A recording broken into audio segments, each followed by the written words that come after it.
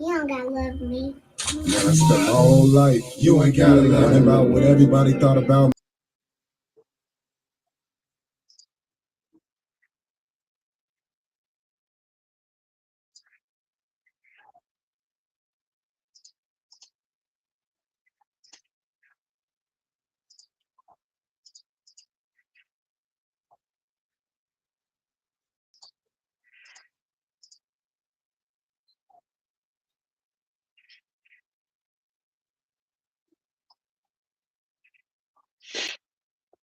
On the fuck shit up. They don't understand the trials and tribulations that I overcame, or how I cast a smile when I'm in pain. Some of you think you know me, but you really don't. I'm often misunderstood. That's why I like to smoke.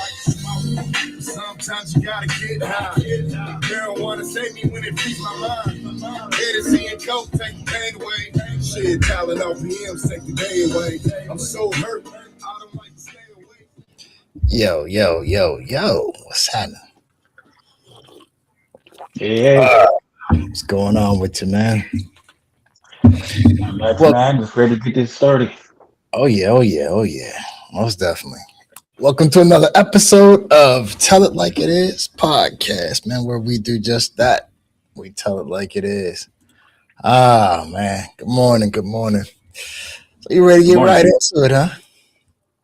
All right. Yeah, you got any more people? You got anybody else coming up to the panel? Truthfully, I can't tell you that. I really don't know. Antoine, thanks for the share, man. Good luck, man. I would like to, but it's a good chance that that probably won't happen. Given how certain subjects people away from. Yeah, that's fair enough. So I'm expecting more viewers than anything. Crowd participation will be it'll fluctuate. That's what I'm thinking. I think more people are actually tuning in just to learn, but aren't going to put much input. No. Yeah. I can dig it. This kind of goes along with the the political / religion type debates. People don't like to touch it. You know what I'm saying? They stay away from. Yeah. I'm sorry. Oh, okay. Yeah, I would argue that people generally stay away from it. Besides the sensitiveness or not being able to engage in discourse with people, which is a bad thing in itself, because then you don't get a middle ground and you don't get understanding of what the substance or the problem at hand could be. So people tend to shy away from it if they don't have input based off of, they're either too emotionally distraught or they just simply don't have any skin in the game as far as the knowledge of it, which is also dangerous because those are the ones that tend to follow their emotional content. That's where those who know can use that for, take advantage of those individuals who are ignorant to certain things that they may not be, hot on the topic. Not because they're just docile in nature as far as knowledge goes, but they simply don't want to engage because it's kind of like that out of sight, out of mind, or pull the blanket over your head and then the boogeyman is going to go away type mentality. That doesn't work. It disrupts their comfort zone. Yeah. Yes, 100%. Before we even get into the topic, I want to ask a question about that. I'm sorry. Mm-hmm. You have a slight delay on your video / audio. They're not in sync. But my question is latency. Yes. Do you believe, or no, not do you believe? Yes. Do you believe that we've been conditioned to not discuss these topics?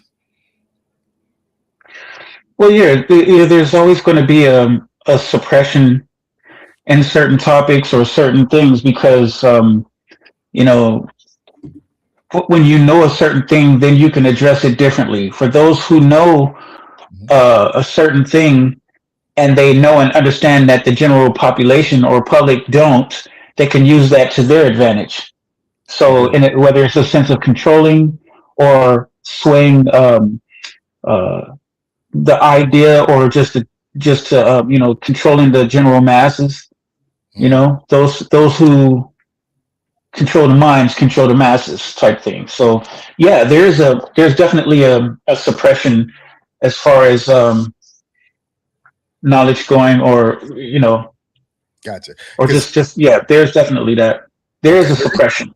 the And reason the why thing I is, asked that, yes, the reason why I asked that is because like even myself, I grew up being told, um, it was taught to me, you know what I'm saying, by my own mother, in fact.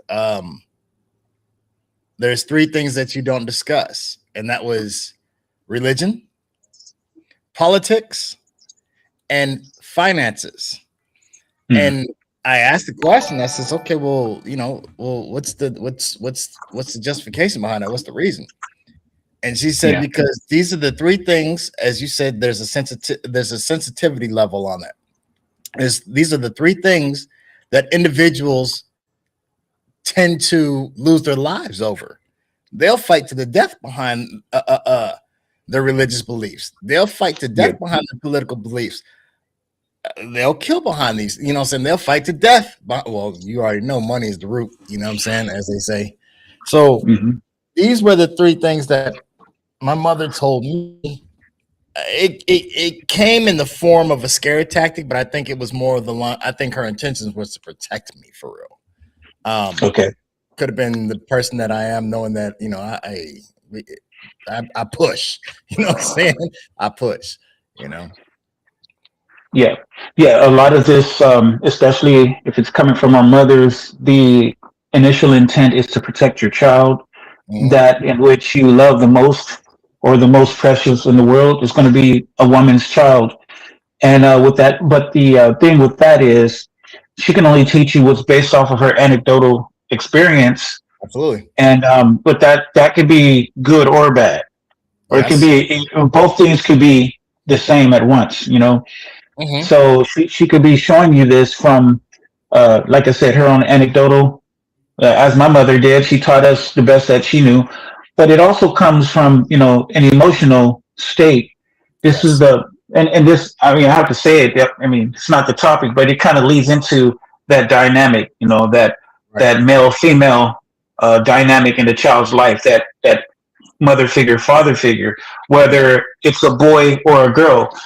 The beautiful thing about, if you're a boy and you got both parents, the mother, you get to see um, what it's like from a woman's perspective and her emotional content. But the father is there to balance out there, to keep a young boy, growing into stoicism, so he Yeah. can grow up to be stoic. And the same with a girl. You know, you got the father that shows her. She gets to see what masculinity looks like, Hmm. or what a good father looks like. And then later, hopefully she can pick someone who is a representation of what her father was, if he's a good man and checks all those boxes. But then the mother balances her out and shows her the kindness, the sweetness, the meekness, and Oh, and the how to be nurturing and caring. yes, to you be know feminine, 100%. so yeah, Um, so glad we touched on that, man, because like, let me see if I can that's get a something better. that needs to be talked about a lot. You know what I'm saying? So let's get on this topic, man. Monogamy versus polygamy. Uh, Debate part two. Says a viewer from a previous, and the viewer is here. A viewer from a previous episode wanted to dive a little bit deeper into the subject matter. We went a few rounds in the comment section. He has decided to step into the live area. The live area to share his counter arguments. That's what this is all about. Learning forward. So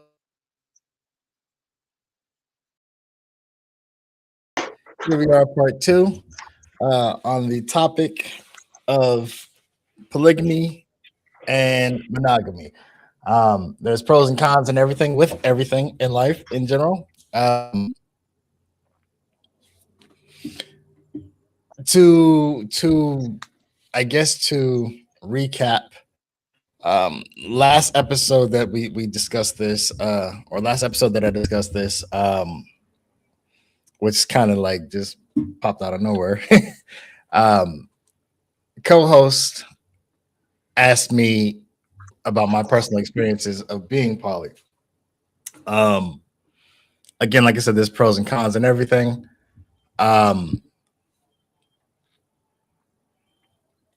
Monogamy has there's a lot of things with monogamy that don't make sense, don't add up. It's not logical. When you look in nature, truth be told, it's not really natural either.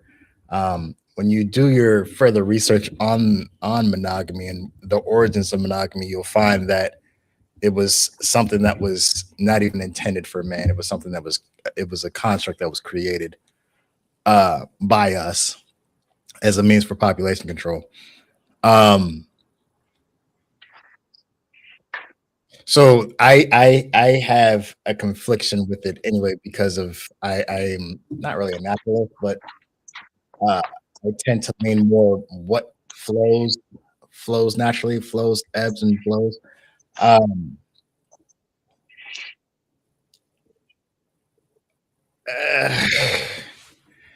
I tend to be naturally a contrarian. I'll see things and I'm like, okay, well, when I see things, I don't just go with it. I'll see things and okay, well, why is it this way? You know what I'm saying? And if it doesn't, as you say, check all the boxes, if the gears don't fit together right, I'm not getting in that machine. You know what I'm saying? So that's where I'm at with it. But you had questions or some things that you want to, so I'll let you pop off first.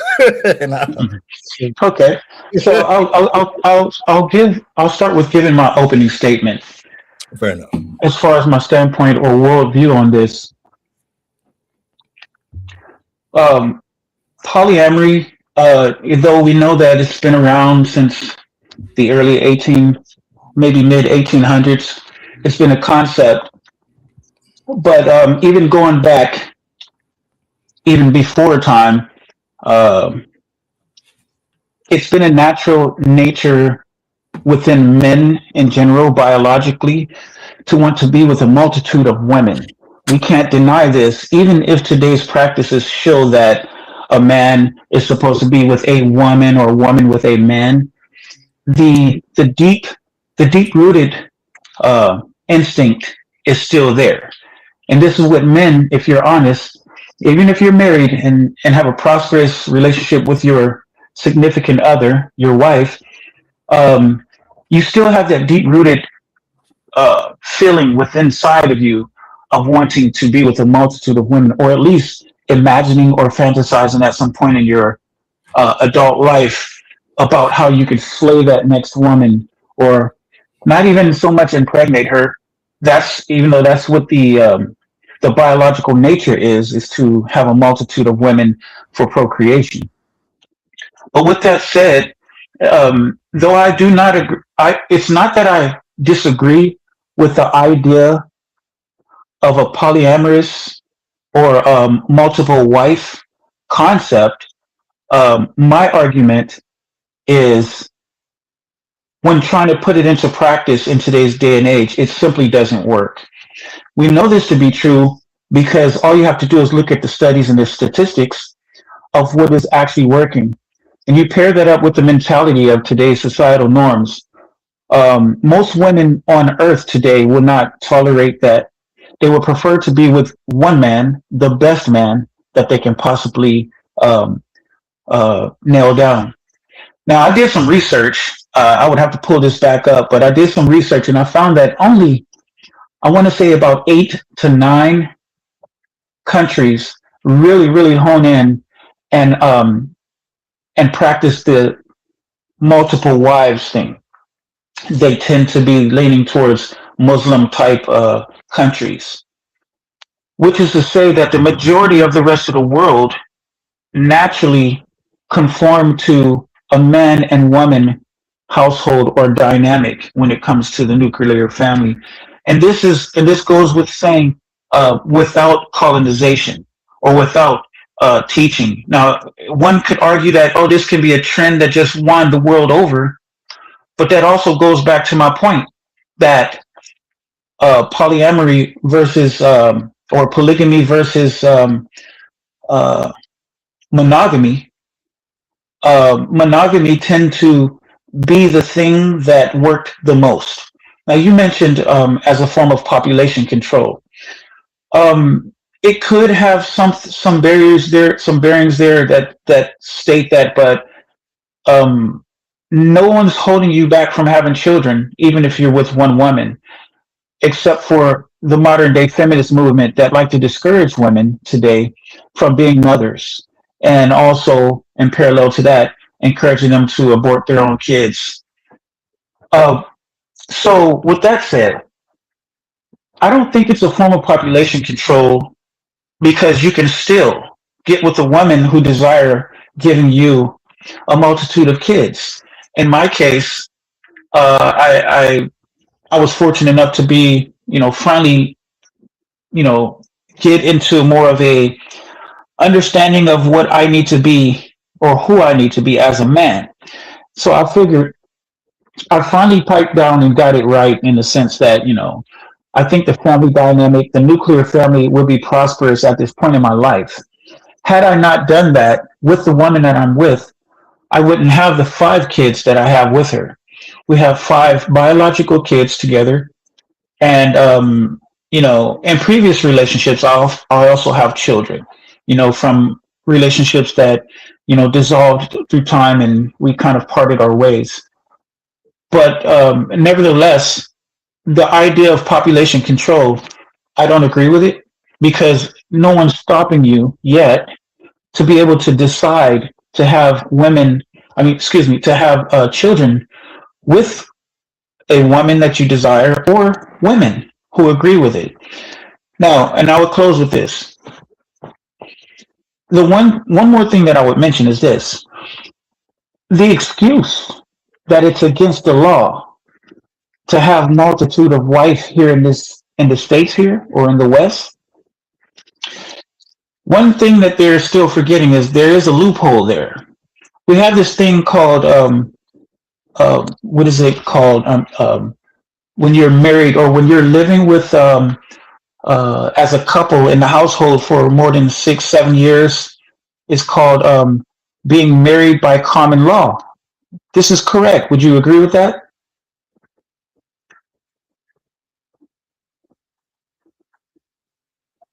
I'm sorry, say that again. What part did you miss? The very last statement. Okay, so we can all agree. Right. To anybody who view in and listen in, here in the West, even though we have this thing where the law states that you can't have a multitude of wives, you can't have more than one wife here in the West. Okay. But here's one caveat on this. They forget about there is a loophole that if you are with a woman or a man for a certain amount of years and you're living under the same household, this would be considered common law marriage. Or Correct. To be married, in the eyes of the government, you would be considered married by common law. Correct. And with that said, and I'm going to land the plane, if this was a real practice that a man felt the desire to be with a multitude of wives, and the women agrees upon this to have sister wives, you can have about 3 or 4 women, aka wives, even here in the West, without the government. If you all successfully live together for upwards of 7 to 10 years, more or less, mm-hmm. and all claim yourself to be a couple, well, guess what? In the eyes of the law, the loophole would be that you're married to all of those women. Okay. So I don't think I'm the only one who knows this or have thought about this. So I go on to say this: if this was a real natural practice that men desire to do here in the West, they would successfully be able to do that by getting 2, 3, or 4 women to be on their team. I would argue that the only way that this could be possible possible would be through finances, resource, and status, which would reflect something that will not or cannot possibly be sustained in this country, because the average income per human being here in the West is only like 50K. And this is something that women today is laughing at. You can't earn 50K and even be able to pay for it, if you know what I mean. Because today's societal standards has gone through the roof. I would argue have become unrealistic when it comes to what a woman wants financially from her man. Hence the reason why most average men are starting to flee the country to go find love or relationship or wives elsewhere. So, but that's going off into another part of the deep end. But here, I go ahead and give you the floor. That's my opening statement or my worldview on what polyamory versus monogamy looks like. And wrapping it up, the point is, I think that monogamy has been shown to be the most successful when it comes to societal dynamics of something that works. All right, very good. Very good. Gotcha. All right, real quick. Let me before I even counter, let me touch these comments real quick. Yes.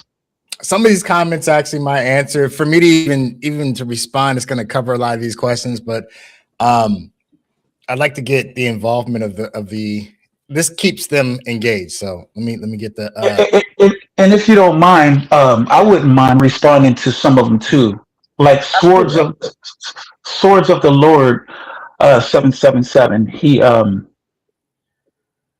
those women who want let me read it out first and then or in response, read it out first. Yes. and then go into Yes, sir. Go ahead, do that, bro. All right. So at Sword of the Lord 777, those women, excuse me, those women that want to abort kids came from monogamous families. I'm 100% in agreement with that.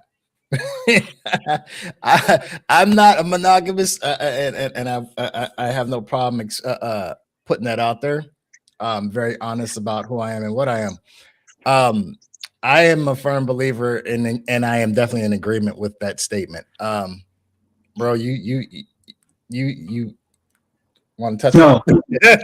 Yeah. I mean, I can't agree with this, not without actual factual studies that back this up. I would argue that the women who are aborting their children tend to be young college-aged women who never started out with a valuable relationship to begin with, instead was affected by hookup culture. So I would strongly disagree with this. As a man and woman who actually engages in a prosperous and meaningful relationship, they tend to get married. And if you are married, then you conceive a child. There's no way that man and woman is going to let that child be aborted. So then you only have medical conditions or risk of pregnancy that would be at fault. So no, that's not a real claim right there. That's not a real claim whatsoever. So let me push back on that. So it's I know where you're going with that. This is not sorry. This is my apologies. This is not to say that there is no couples out there that decided to say, you know what, I see you're pregnant. We got a lot going on. Let's really think this out. You know what? I agree with you. Boom. Let's go get an abortion. I'm not saying that's not going to happen, right? Because, but what I am saying is that is absolutely a minuscule number. If we can use logic and common sense with this would be a minuscule number in nature. Because ideally, and the reason why is because ideally, if a man and woman have real purpose in their relationship and they're grounded in moral compass and their religion or whatever their faith is, okay, they get pregnant, there's no way that they're going to get rid of their child. Okay, so that's what I'm saying. All right, so I know where, again, like I said, I know where you're going. I know what your intent, what not your intent. I know what you're saying. The thing is based off of the statement, it says those women who want to abort kids came from monogamous families. Here's the thing. Oh, they came from monogamous Right. families, like they had a mother and father. Based off of the fact that you even said it yourself, majority of the world, including this country, is monogamous. Yeah. So Yeah. you got to key in on what's being said. You know what I'm saying? Yeah. Let me say this. I understood the statement to be that the woman who's getting the abortion is coming from her own relationship being monogamous. That's why I was arguing from that standpoint that she didn't have a good a monogamous relationship to begin with, or in other words, yeah. But we're talking about she's coming from a two-parent household, or not even that, just monogamous. a monogamous. You don't have to be in a two-parent household to be Yeah, monogamous. yeah. I can't argue against that for the simple fact that monogamy is the most popular and the most sustainable behavior between most humans on the planet. So yeah. I mean, I can understand that. Okay, there you go. So that's what I'm saying. You got to be. But here's the thing. That's an irrelevant point to even make because if you I'm sure that if you would if the practices of polyamory was more broad, I'm sure that we would see an increase of abortions there as well, because these folks will be changing their mind. There'll be cat fighting inside the household and be like, you know what, forget this, I'm getting abortion because I don't agree with you. I mean, we have yet to see this because it hasn't been put into practice. We have yet to see it because here's the thing: we don't come from a time period when the world was poly. Yeah, we actually do. No. We have not seen it. Oh, we haven't seen it, yes. Right. Because this goes back to your point. Right. You see what I'm saying? It's just like there was a time period where slavery was legal. We hear the stories, but we don't know the horrors of what was really going through. We just hearsay. We can't even fathom what the fuck ancestors were going through. You see what I'm saying? That's the thing. The world has been changed. You see what I'm saying? There was a poly community or a world that was going on before the driving force drove that out or changed it. Whether there been Christianity, we can't say Islamic because some Islamic faith religions still practice. So whatever it might have been that weeded that out. Okay. Okay. Yeah. So let's go ahead, little bro. I forgot. I didn't realize that. I don't want to interrupt your reading because I do want us to get to those comments. Gotcha. These folks, they I see a lot of good points being thrown out there. So let's make sure let's take this time to honor that, and then so they can have their voices heard. So go ahead. I'll give you the floor so you can go ahead and read these, and then I'll wait for your response, and then let me know if you invite me to have a comment based off of what they say. Gotcha. So common law is what Jamie was speaking on when you touched on it, but you didn't say the word. So common law marriages. Right. So she was following up there. Beth says, does common law still exist though? I thought it wasn't recognized in most states anymore. Absolutely, you are correct. It is in a handful. I actually had the research on that. Give me 1 second. I'll touch on that. Jamie says you can marry or tie as many people as you want. It just won't be a government recognized by the right. It won't be government recognized by the government. And she's correct in that aspect. And the reason being, here's the reason why it's gonna get deep. The reason why it's not recognized is because marriage is no longer a marriage anymore. Marriage is now a contract. When you originally were being married, according to Christianity, we'll go that way because other practices do things different, but most commonly in this country, people are Christians. So originally marriage was a unification between between him, her, and God. It is no longer that. It is now a contract where it goes him, government, and her. They never even unify. And God is no longer in the contract. I mean, God is not a part of the contract. This is why when you get divorced, everything goes, you have to run to them. Whereas before, a union by God, it was till death do us part, correct? Is that not what it was said, bro? Mm-hmm. That's correct. So there was no separation and there was no mediator. There was nothing in between. It was simply between the two unified bodies. Yes. And this is where the issue lies, is the government is the wedge in between. There is no God in your marriage. It's simply him, government, and her. Hence your divorce. Can I explain? You do know and understand why this is, right? Is what? I'm sorry. Why the government is now involved. Oh, I have my understanding. Let's hear. Let's see if so even though the government being involved, the man is the one who end up with the short end of the stick or the unfair portion of the relationship, as the laws are typically catered a little bit more towards the women. There's a reason behind that as well, and I can't argue with it. I can't complain too much about it. But the primary reason why government is actually involved in marriage is kind of like a multitude of reasons. Or one is to incentivize a healthy and prosperous relationship, as they would offer benefits to those who are married. The other thing is to be the mediator in fairness whenever a man had done the woman wrong. So it's checks and balances that's happening here. Not so much, and yeah, we can argue that the government has a control or a monopoly on this, but that's the real reason behind it. And they never say that you can't have your godly or your religious practices to be embedded into your relationship first. One could actually get married before God first, but then have the city or have the states recognize their marriage as to be a complete thing. So that's that, and it's one of those things that, living in this country, that one would call either you benefit or you suffer from it being a concept within the law.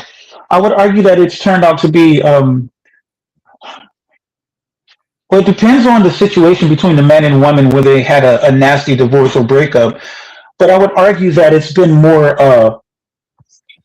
good use than bad use, that the government would be involved, because they provide many things, many opportunities for a married couple that a single man or woman can't get on their own. Let me ask you a question. You said it's many good things that the government being involved. Yeah. There's been plenty of good things, whether it's programs that would for example, child benefits. Things that the government give to a married couple. For example, a man and woman can easily go in and purchase a house together. They have more monetary power. When the government sees this, they have benefits that allow them, like, for example, here in the state of Texas, it's so easy to get a house when you're a married couple. Of course. It's easy to get land, and because they see this as a symbol of establishment. It's a little bit more of an establishment. So here's the thing. It can be, yes. Here's the thing. What relationship has ever thrived from outside interference? Won't you elaborate on that? What do you mean? Outside interference. What relationship has ever thrived, marriage or otherwise, marriage, relationship, whatever. I don't know. What exactly? I don't know how you decide. Wait. Okay. How are you defining interference? Because interference could be like my mom just walked in the door while me and my woman is doing something. Okay, that's interference. All right. So Well, all right. So here's the thing, right? You and the wife. Now, before you guys even, because you've had girlfriends. So you and Tiana, this is your girlfriend. Okay. Everything is good. But anytime her friends get in her ear, what happens? Well, it depends. It depends on the influence. It depends on how she gravitates to what is being said. It depends on how much she has love and respect for you as a man 100%. and a leader. But it's going to cause problems because you're not going to like what her friends are saying. There's a possibility that she's going to lean toward what her friends are saying, or she might be 100% about you and be like, babe, this is what my friends are saying. And you're like, listen, these aren't your friends. It's going to cause some kind of issues. No, it's only going to cause problems if that woman is not in your frame. If she's not respectful of the relationship that's at hand, if she don't really adhere to what you have to bring to the table as a man that would be prosperous for a relationship. Of course, there would be somebody in her ear speaking down on me or the situation to try to influence her that the grass is greener elsewhere.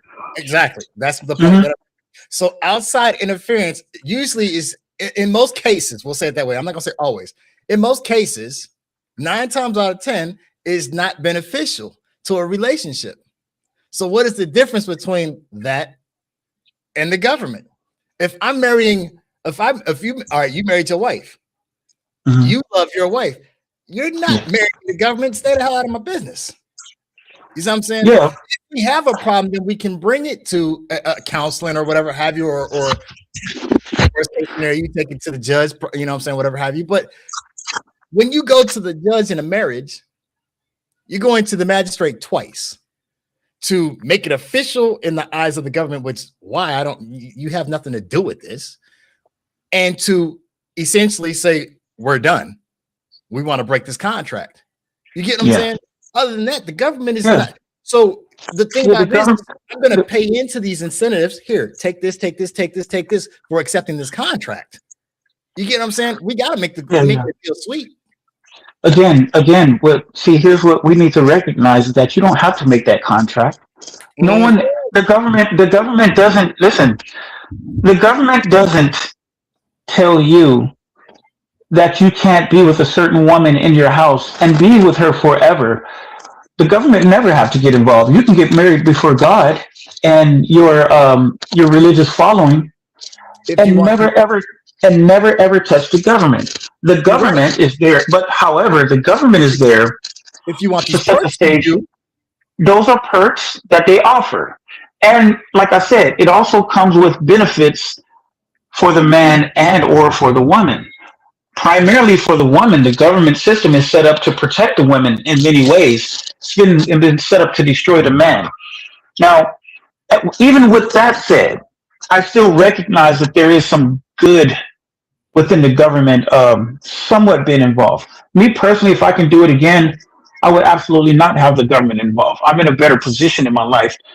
I don't need the government, though I have worked for the government. Right. I don't need the government, and that's the way it should be. The government is basically a piggy boost. It's a stepping stone. It's a temporary fix. We weren't ever supposed to be tied up in government or use the government for long-term benefit. It's just a temporary fix, but yet political parties have swayed certain people to be very dependent on them, so they don't go anywhere. So now you create this docile in nature. You can't wean off of a government. So that's the part that's kind of dangerous to me, if you ask me. But other than that, I think that the government, when it comes to marriage, I have to speak from my own anecdotal experience of being married for about 16, 17 years now, have never, ever, ever been intrusive in my life. Because for one, they've never been intrusive into my life. So that is to say that they've been pretty fair and balanced to stay the hell out of my way. Anytime I needed the government involved, which is probably like never, But if I had to argue the point that if I ever needed the government involved with anything, we had to actually call them and tell them that this is what we need or this is what we're doing, and that's all came with peace and togetherness and a unit Right. approaching the government, because we don't approach the government when we're at each other's throat. Not that Right. we ever are. But the point that I'm making is, through my own anecdotal experience, that I'm here to argue that, yeah, we know the horror stories about the government and the good, bad, and the ugly, Mm-hmm. but for the most part, they've been fair and balanced when it comes to being a married couple. Yeah. You got a So good one. Have you ever been divorced before? Just for the audience. yes, I've actually, and I'm not ashamed to speak on this because people need to hear this type of thing. Yes. I've Yes. been married. I've been married. I'm on my third marriage. I've been divorced twice. The first time was me coming straight out of high school, young man, and this woman, this young lady was highly in love with me. But I think that me being a young man and being immature and not knowing how to be a man yet, I think I fell victim to uh, a destroyed relationship in that aspect. I wasn't able to give her what a husband is supposed to be. I wasn't able to give her what a woman deserves.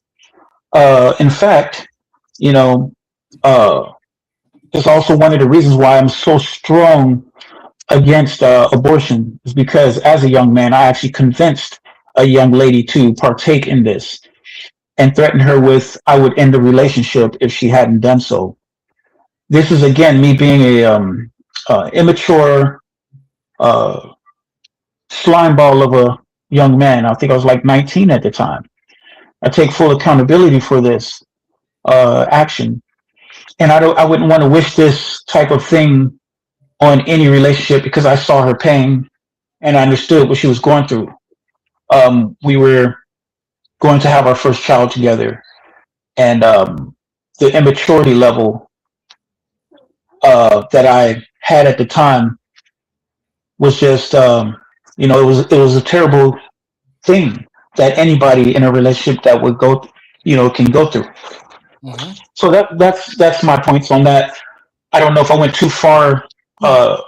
away from the topic or the questions No. at hand, but We still on I know point. we just kind of shoot. We just kind of like telling it like it is, right?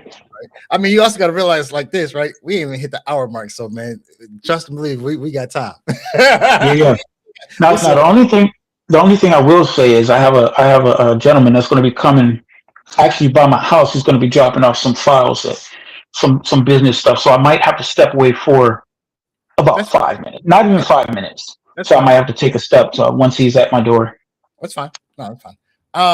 Let's get to the next comment real quick. Beth Yeah. says, I think there are many different reasons why women abort. Yeah, I'm sure there are.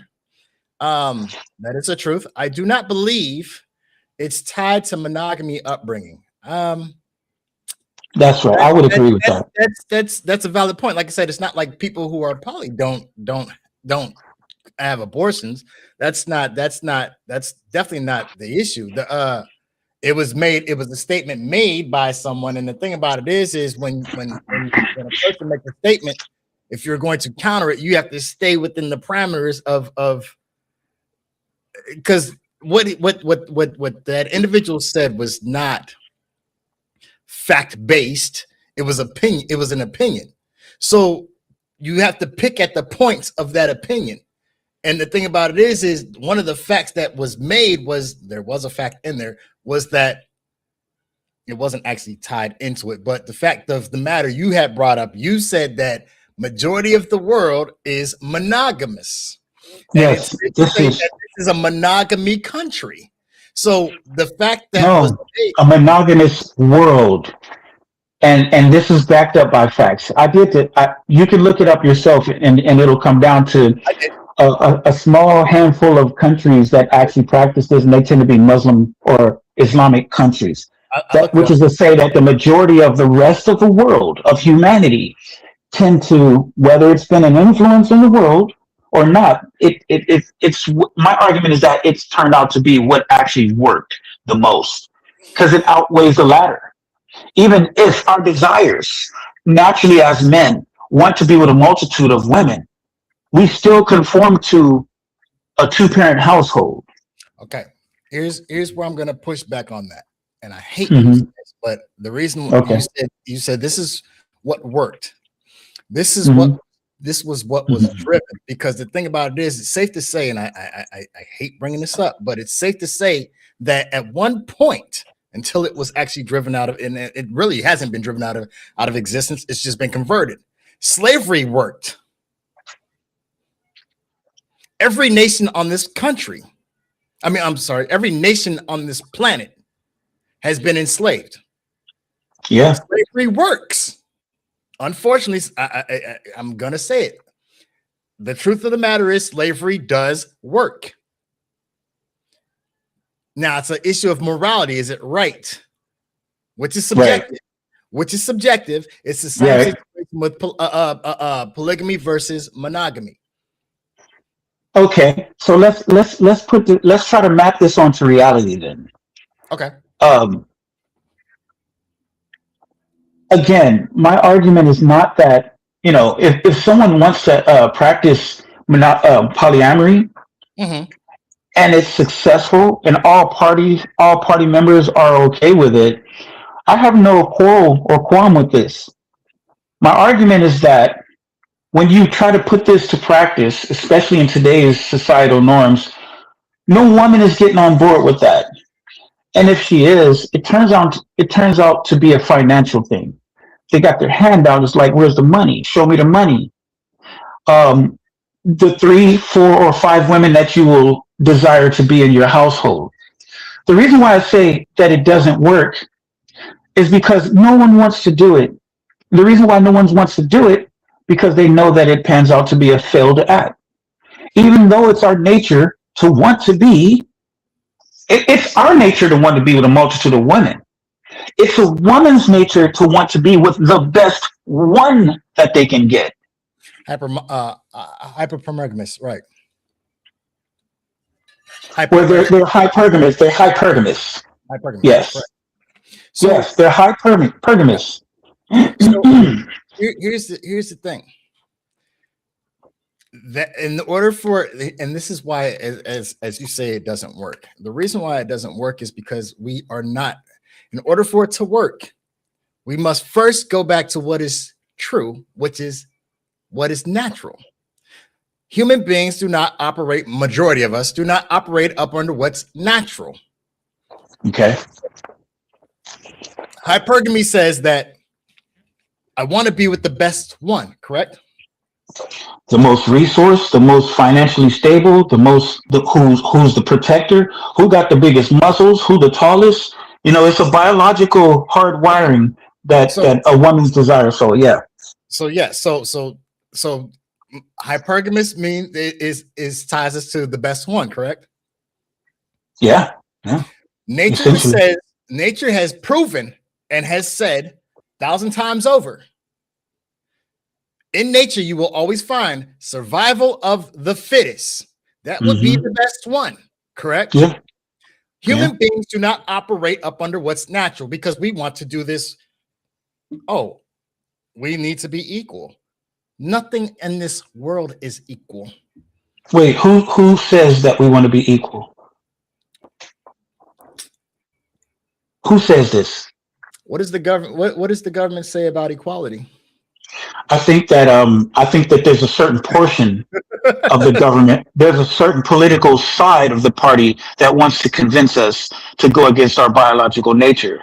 This will be the Democrats or liberal, far leftists, or what we would call progressives. They're the ones who want to convince women that they're equal to a man, which is also disruptive to the whole balance of between the man and woman. I'm not even saying the genders. I'm not even saying genders. Not yet. Not even genders. If we went with what was natural during slavery period or whatever have you, and I hate going back to that. You can go back before slavery. Okay, cool. When you first got over here, as colonizers first got over here, right? We were at a disadvantage. Firearms, boom. Okay, or whoever was here was at a disadvantage. They had bows and arrow sticks, or whatever have you, as it's told to us. Colonizers came over with swords and cannons and such. Overpowered. But eventually we figured out, okay, well, so once you get onto an evil playing field, now it becomes a matter of, okay, well, let's tear some shit up, right? But the thing about it is there's cowards like to hide behind shit. And most cowards, especially in this day and age, like to hide behind alleged laws and policies. If you get sideways beside yourself and you I feel threatened, whatever have you, let's take it back to Wild Wild West. If there was an issue in the saloon, let's go outside and let's go handle this like men. And there was going to be some fisticuffs, or there was going to be some drawing of iron. May the best man win. You drew down better than I did. Boom. Okay. Pick me up, get me out the street. You went back and finished your drink.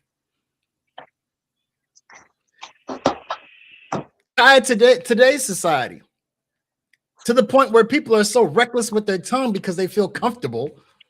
Mm-hmm. Oh man, fuck you. We'll start some shit. You square up. You tearing off in this ass, and now all of a sudden, oh, I'm called. I want to press charges. What the fuck? But this is what the law. This is survival of the fittest said, right? That's not natural. You know what I'm saying? So, because you got to understand, this is the thing, right? Even getting still, and I know I'm getting off track here. You did take it pretty far. Yeah, I know I did. So so the thing about it is in all reality, right? Nobody just goes around generally. I do have to say it that way. Generally, people don't just go around starting shit. You see what I'm saying? A person that can fight, you know this for a fact. A person that can fight is generally not the aggressor. Because they know how dangerous they are. They know what they're capable of. It's those who can't fight. You see what I'm saying? So to tie it to what I'm saying is this: when we operate up under what is natural, then everything works. But when you try to be something that you're not, this is why you constantly have to try and find a way. Make amendments, or you hear people say, "I have to make myself."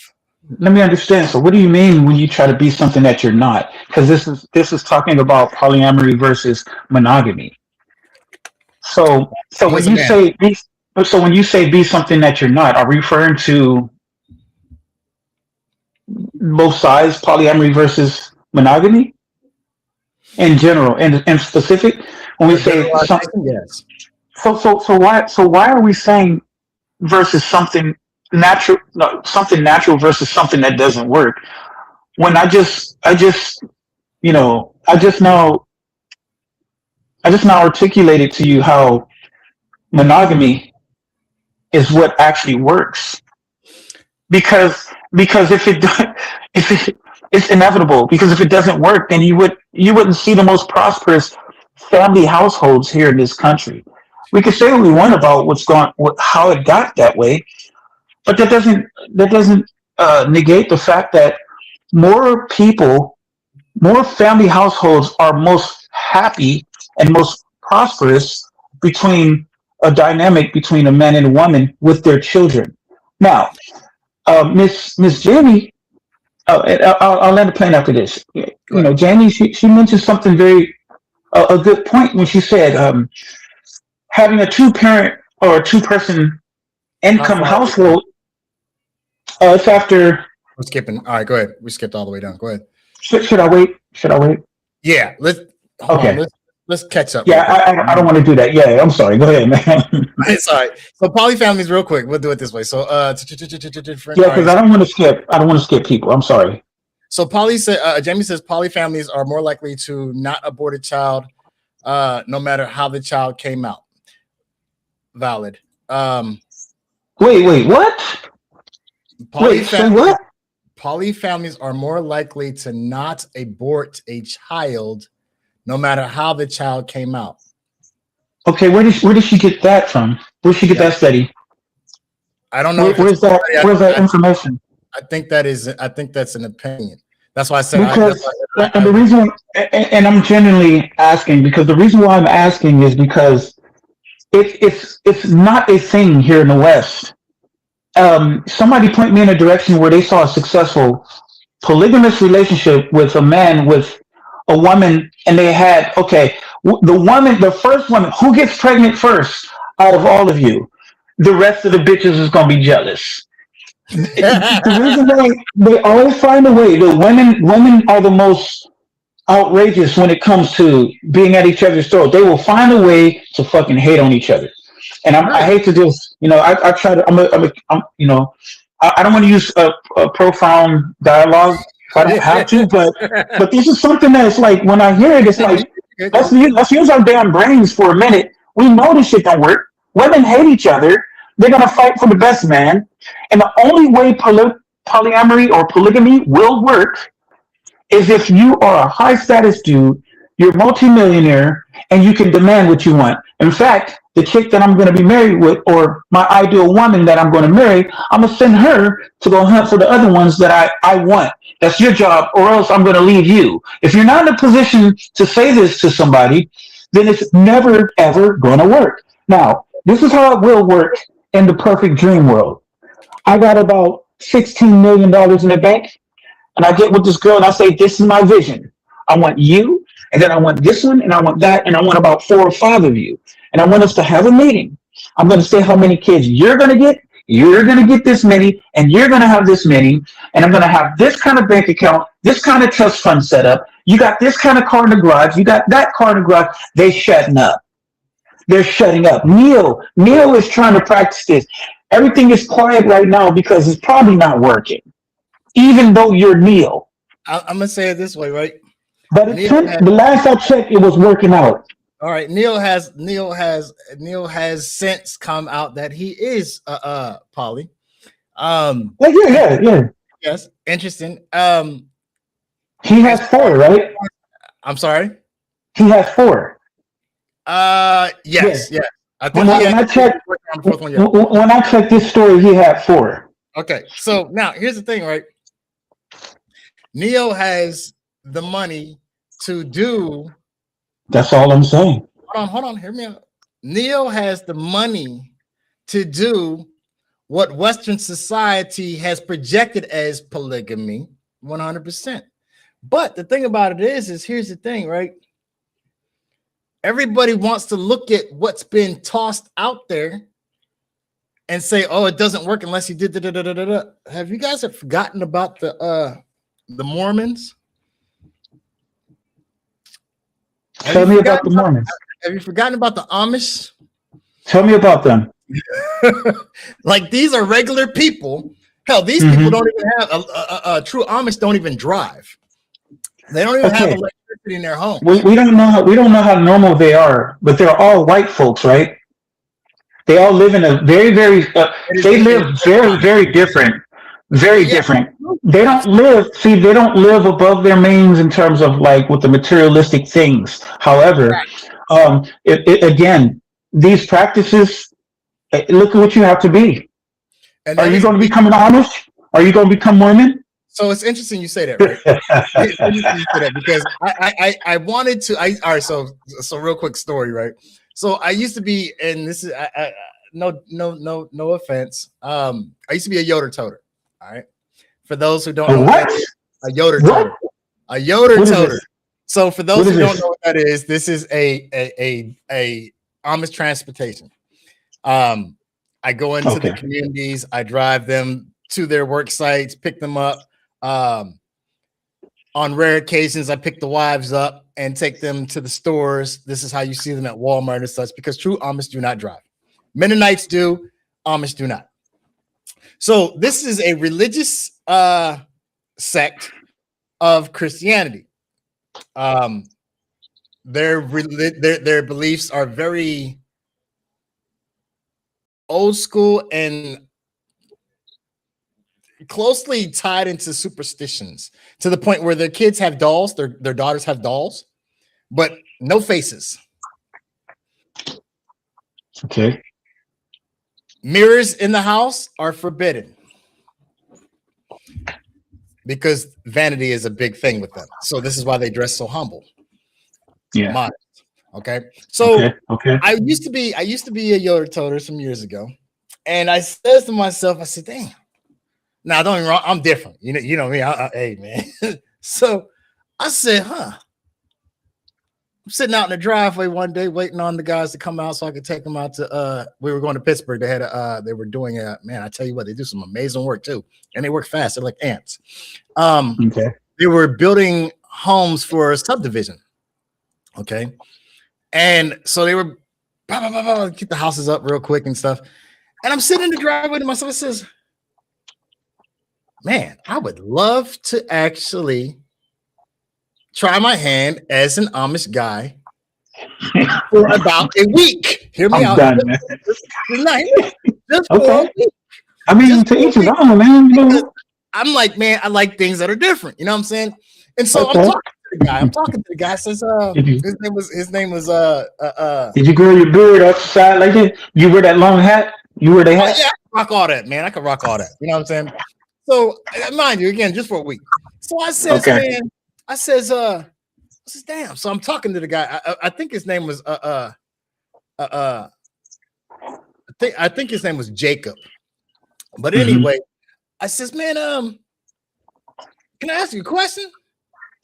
He says, yeah. I says, like, I'm not Amish. I just want to live, like, I just want to live in the practice for like a week. I just want to see what it's like. I want to experience. Like, is that possible? And so he chuckles to himself. And he did just that too. He says, it's our life is very complex. We're built different. I said, well, how would a person go about doing that? Like what's it all entail? He says, well, you get up at the ass crack of morning. Those weren't the words that he used. You got chores. You're gonna work sun up to sundown.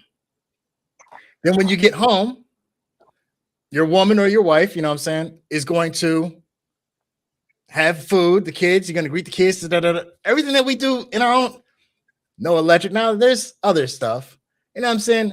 Every Sunday you're in church because that's the religious thing.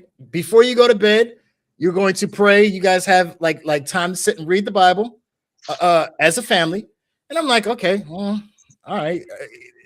I guess I could deal with that for about a week. You know what I'm saying? If you are not married, they're very communal. If you're not married, you live with your parents. By the age of 14, you as a boy, you no longer go to school because you're a man. So you're out there in the fields with the guys. So that's as far as your education goes. But if you notice, they don't come into our communities. So their schooling is different. I'm like, okay, so whatever is being taught in the schoolhouse, you're obtaining all this information by the age of 14. Now I don't know exactly when you start, but whatever. So I'm like, okay. Like I said, they're very community based. So if there's an issue at your house, or let's say you just got married, right? And your wife stays with her parents until, because you guys are going to build your home. So me and all the other guys in the community, we're gonna come to your establishment where you plan on having. We're gonna build your home as a unit. We build your home. All the wives and the daughters and such, they keep us fed and this, that, and the third. We're gonna build your home. Once your home is built, your wife will come home to you. You know what I'm saying? You go pick up your wife. You know what I'm saying? You guys move in and this, that, and the third. House greeting and all that type of stuff. And I'm like, man, this is kind of cool. You know what I'm saying? Not only around there's pros and cons and everything. I'm like, I think I could do it for a week, that type of thing. But I don't know. I'm just gonna be honest with you. Like, think about this. How many times have we teased our kids, man? They always on those tablets, like none of that. None of that. You know what I'm saying? I don't know how I would fare without my technology. I think I'd be all right. I think what would get me is I'm a tech head. I'm not mechanically inclined, and there's a lot of tools and such. And so, can I learn it? Yeah, but I don't think I'm gonna pick it all up in within a week. You know what I'm saying? I'm different. I've been societal handicapped, I guess. You know what I'm saying? Like, It sounds to me that you're pointing out and highlighting the fact that these particular type of people, they didn't move along with society as what it looks like today. Therefore, they were able to stay within their means of what's acceptable. Their women are probably some of the most modest, if not peasant like or wench like women who would treat a man. Most men would desire with their modesty, and they probably don't have this dollar sign in their eyeballs the way the rest of um, the vast majority of westernized women have. So yes, maybe, I mean, if they grow up this way, I don't have a problem with this. This is their culture. This is their type of being. Just like I said, the Islamic countries, they still have the practice of being with a multitude of women or having a multitude of wives, multi wives. I don't have a problem with this. My only problem is that if we're going to talk about it, then be about it. Why do we talk about it um, uh, and not take action on it? That's my thing.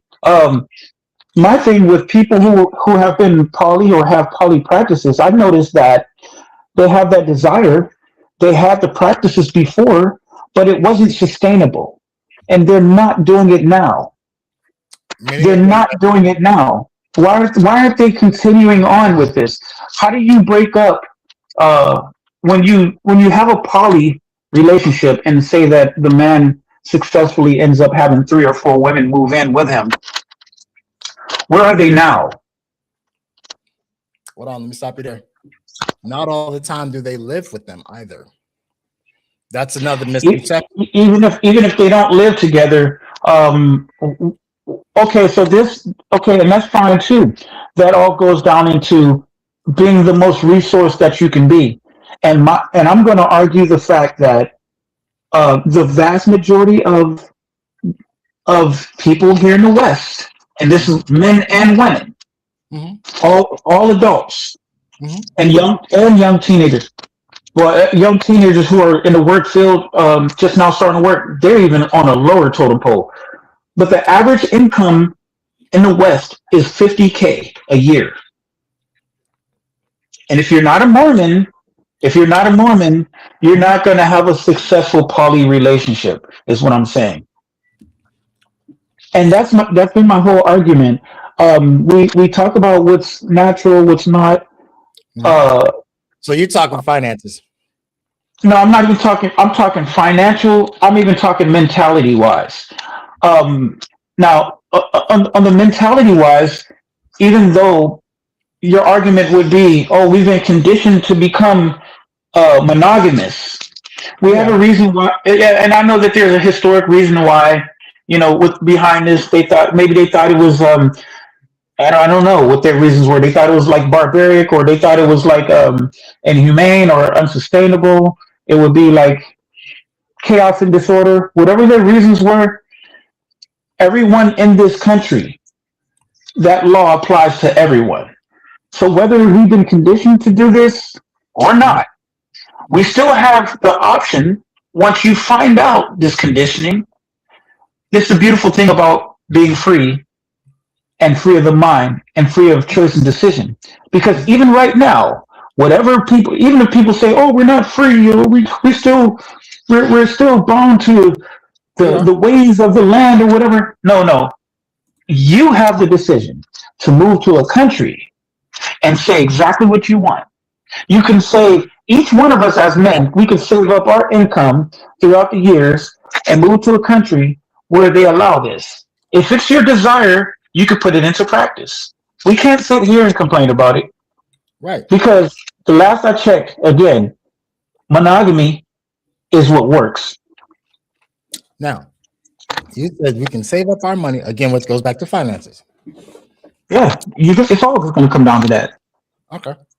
So How you gonna get around? Unless you're gonna become a hunter, you're gonna turn back the hands of time. You're gonna become a hunter. You're gonna learn how to run with the wild. Go slay your, field prep all your meals and stuff as it's still breathing its last breath. You're gonna do that. That's fine. okay. But no one on the planet today, unless you're gonna push yourself back into the tribes of the third world countries where language barrier and all this, unless you're willing to go back that far and that route, which still exists. There's plenty of uncivilized places that live like this. And if this is in your heart and your desire, then you do that. It's a decision that one man would make and feel good doing it. Don't look back. I got this one young man that I talked to who was, I won't disclose his name, but he's out in Kenya. Okay. And he thought he would take this practice over there. Unfortunately, the young lady over there that he's, the Kenyan that he's dealing with, she shut it down right away. Mm-hmm. Now, I don't know if it's because it's her nature or it's because she learned the ways of America while simultaneously being from and living in Kenya. But yeah, she shut him down. She shut him down nasty. It's like it's an unrealistic ask. And I was telling him that that's what it is. I mean, even in countries where it's supposed to be an honorable thing or an acceptable thing, excuse me. Okay, later. I'll get it. Sorry about that. You're fine. Yeah. So my thing is this. I don't think. Even if we put this into practice, I think the majority of women are going to always be the one to reject the idea or the premise of their man being with more than one woman. Now, I watch a lot of dating podcasts only to realize how jealous women are when it comes to their man. Rightfully so. I mean, but yet they swoon over the man that can have or command the attention of most women. That's what makes them more attracted to you. Exactly, which shows that it's natural. Now, the thing about it is,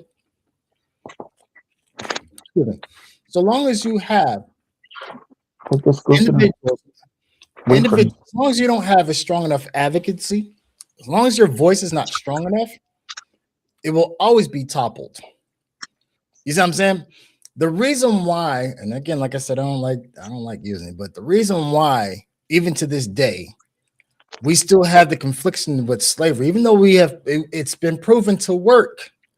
The reason why is because we have a strong enough voice across the globe speaking out against it. Because it's speaking out against what? Slavery. Okay. The reason why I keep tying that to is because slavery is a morality issue, even though it has been proven to work. Very much like anything that goes against nature, it's always going to come down to anytime you want to go against something, your point that you're going to attack is on or your strongest point of attack is always going to be on a morality level. Is it morally correct? This is what people operate, unfortunately. Majority of people operate up under their emotions versus what is logical. So I say that to say this.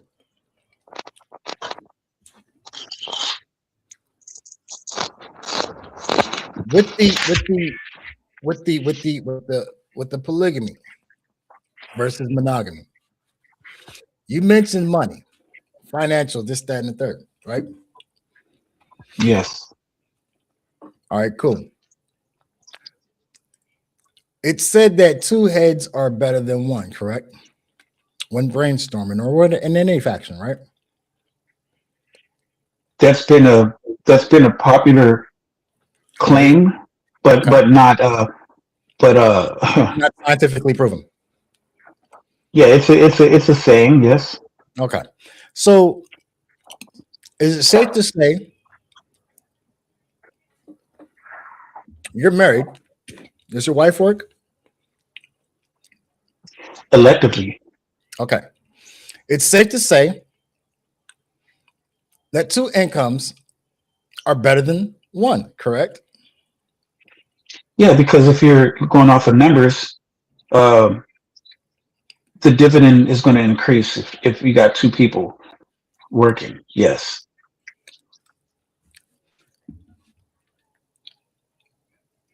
I don't know if you caught the comment or I did. that was the next comment. Okay. So Are you talking about the two-parent income household only has a certain buying power? Yeah, I think that was But the having one. 3 or 4. Yeah. Listen again. This is not the argument. The argument is, are the 3 or 4 extra bitches gonna stay? Is it gonna be peaceful? Hollywood. Are you gonna have more peace with 3 or 4 extra cackling hens, or just one? You know, listen, there's a lot of factors going into this. I think this is a new fantasy that's starting to be remanufactured in this country. It's starting to become more of a hype talk. Okay. And this idea, it's unrealistic. Even if you fantasize about putting it into practice, it's unsustainable. It's just unsustainable. Matter of fact, even the man that's going to feel good walking around with 4 wives will eventually start to feel a little bit weird. It's like, well, this is weird and awkward. He's going to feel like a king at first, but then the reality is, it's like, he might even start eliminating, well, which one is my best ones and stuff. Then the other one's going to get all discombobulated, get jealous. You spend more time with this one. Obviously, she's my favorite because she aligned with me a little bit more. You guys just get in line. No, I won't be here too long. Fine, then go. I'll get somebody else. Okay. You know what I mean? It's like, it just okay, here's the thing. While people who want to practice polyamory, and they actually put it to practice, I tend to be having more kids than polyamory relationships. Are you going to do the Nick Cannon thing? Are you doing the Nick Cannon thing? You're going to get a multitude of women pregnant, but they don't mean anything to you. You know what I mean? You can spread your seed wide and far like that, but that's not even what women really want. Now here's my question. That's what you want, not you per se, but that's what you as a man want. I can't say that either, because those women are unstable. I mean, those women aren't in stable relationships. That was, I know one of the girls personally. Well, I used to know her. She used to go to my church when I used to live out in LA. She was happy to be pregnant by Nick Cannon, which was weird because he's not with her. Right. And he's not with her. It's like, this is what's happening now. So it's like, is this a society that we want? Because if this is the case, and if this is what society is going to ask for, the majority of men in this country are going to end up with a woman that got a baby by somebody that was more successful. Okay. And I think that we need to tackle a couple things. All right. Right? We need. Go ahead. So, all right. So my question is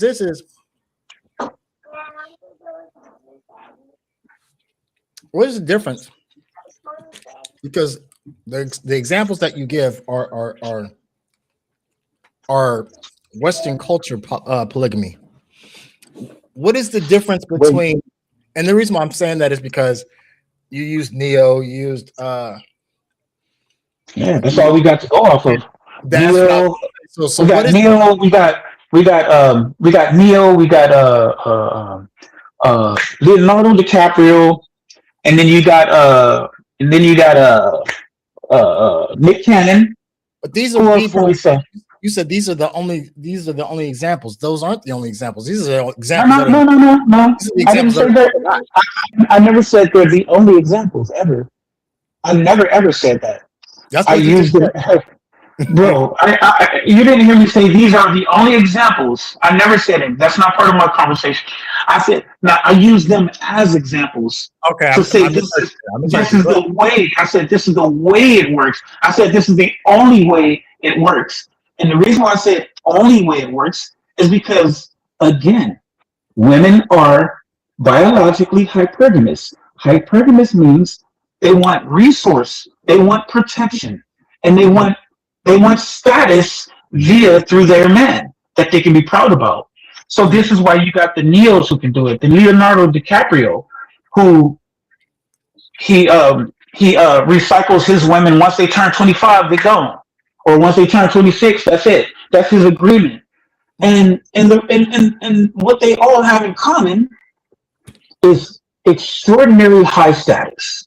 Okay. And I'm not mad at that, because we can all do that. Listen, you and I, we have a certain amount of status that other men below us, in a sense, if I have to say it like this, No, don't have. Now, there was plenty of opportunities that I had to play this game, if I'm gonna call it this, right? I'm gonna just say it. I have plenty of opportunities to play like this.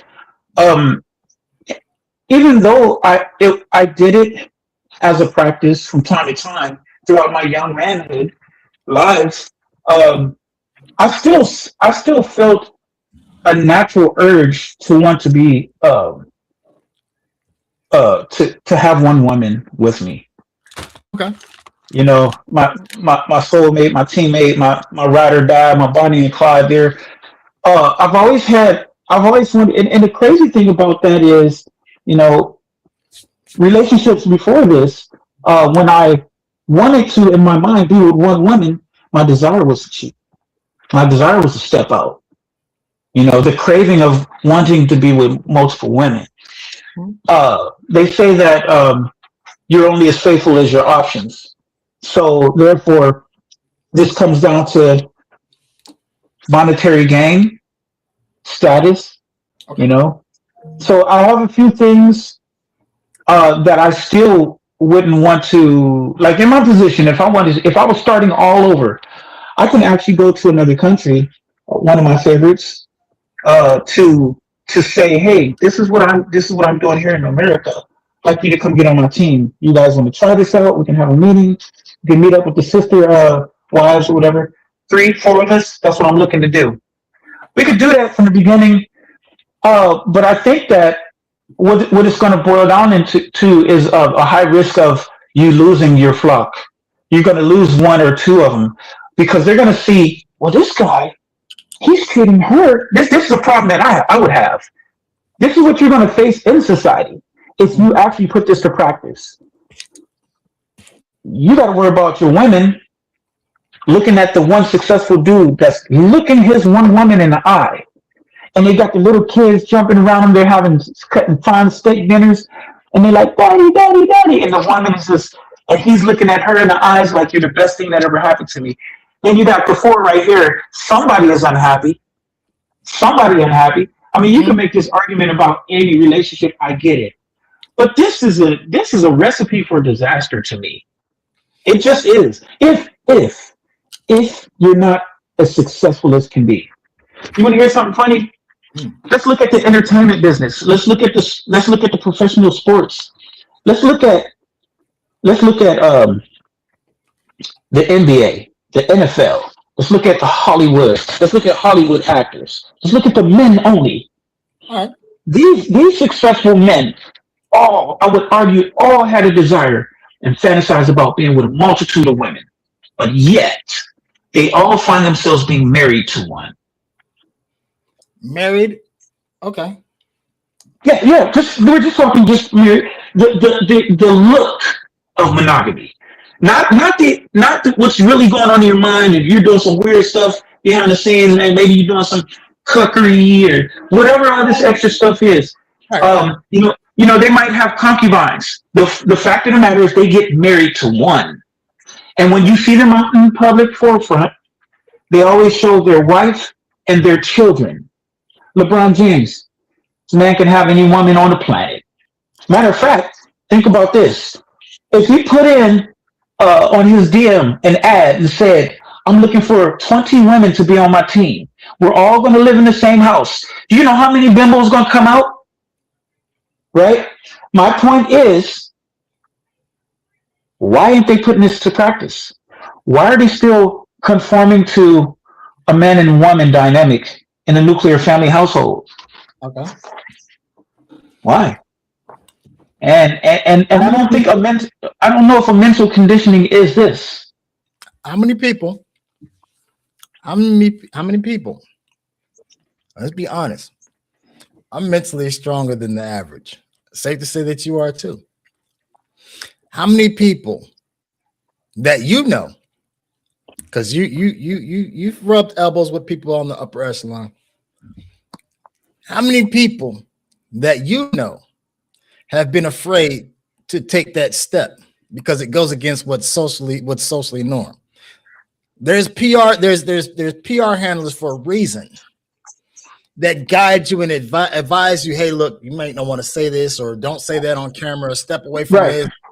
So let's be real about this, not real. Let's be unbiased about the fact that some of these things they're not going to put out there because it's going to make me look better. It's going to hurt my stock.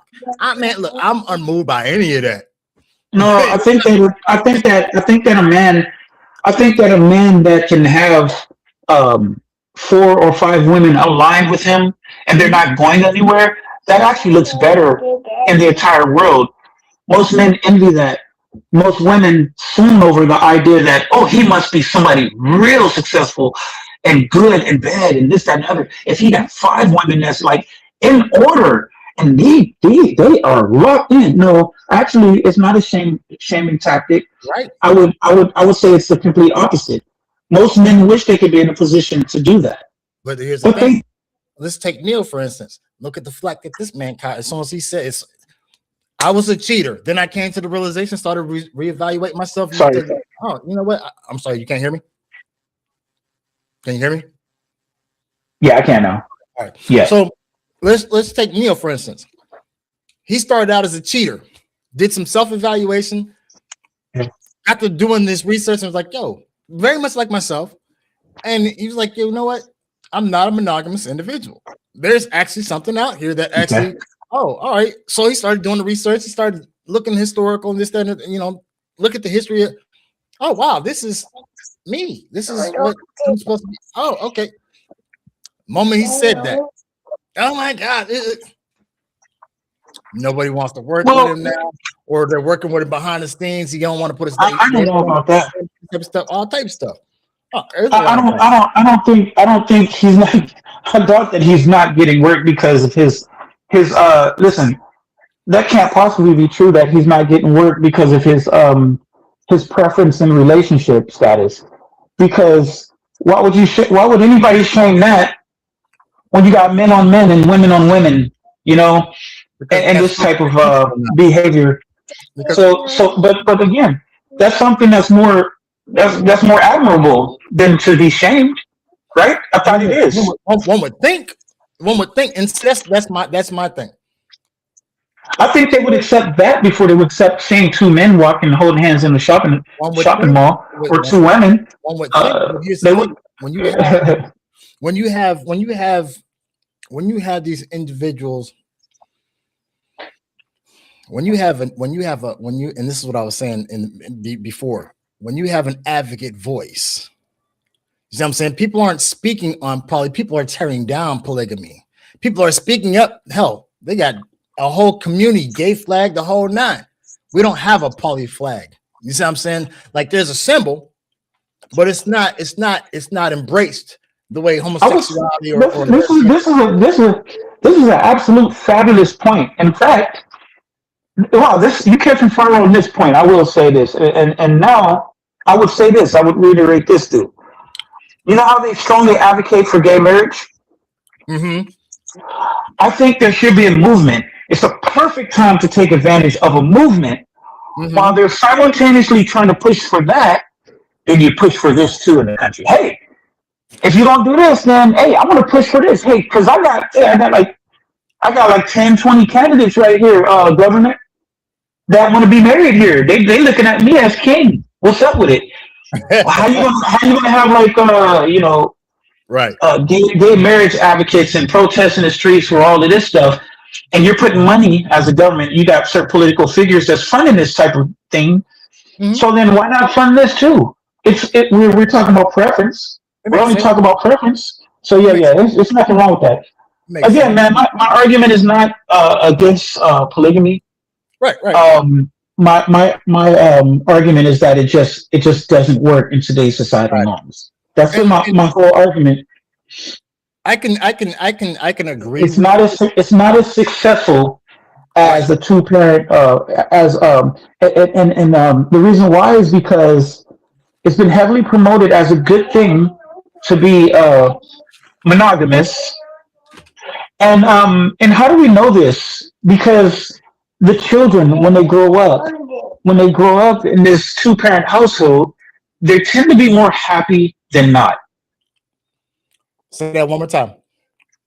I said, how do we know that this actually works? Mhm. Because when we actually look at the data, it shows that two parent households and the children that are born grow up to be more happier than not. You got a house full of kids that get to look at mommy and daddy and be happy and proud. All right. The studies show this to be far greater than anything else. Even if you got a dysfunctional household between a man and a woman and the kids is going crazy, everything is discombobulated, that number doesn't come nowhere near a conversation to be had because the goodness in the nuclear family outweighs the rest of everything else. So, all right. So I have to ask the question. Okay. Are you saying that a polygamy family is not a nuclear family? Is what you're saying? I never said that. No, that's what I'm asking. I didn't say you did. I'm asking a question. No. The common nuclear family consists of a stabilization between a man and a woman, and then the children. That's the normal outlook of a nuclear family. That's normal Now, outlook. now no, it's not just Western. That's why I made the point. I think there's about between 7 or 9 countries that actually practice this. But do you know how many countries on the planet that has never been colonized, but they just have the idea of being with one woman? It naturally become that way, whether it's through hearsay, whether maybe they were conditioned, but it tends to work out just fine. So again, my argument is not that. Well, you can say you can say that. I wouldn't say it, but for the sake of argument, you could say that 2 women and some children is a nuclear family. You could say 2 men and their children is a nuclear family. I wouldn't personally say it, but I can see. But if we're talking about stability, that's not nuclear. Let's call it what it is. Two men and 2 women are not. It's not supposed to be. Right. It's not. Right. You don't have polar opposites. There's no polarization to it. So here's where I challenge that. Well, this is why I said Western culture, because here's the thing. There's still people prior to colonization, and there's still villages out here that still practice, and they're perfectly fine. So they're not counted in the statistics. The thing about it, and the families that I'm speaking on are the communal families, which are poly. The biggest misconception, and this is why I said it that way.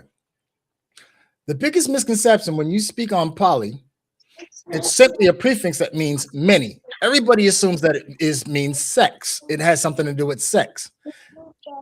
People who are monogamous want to adopt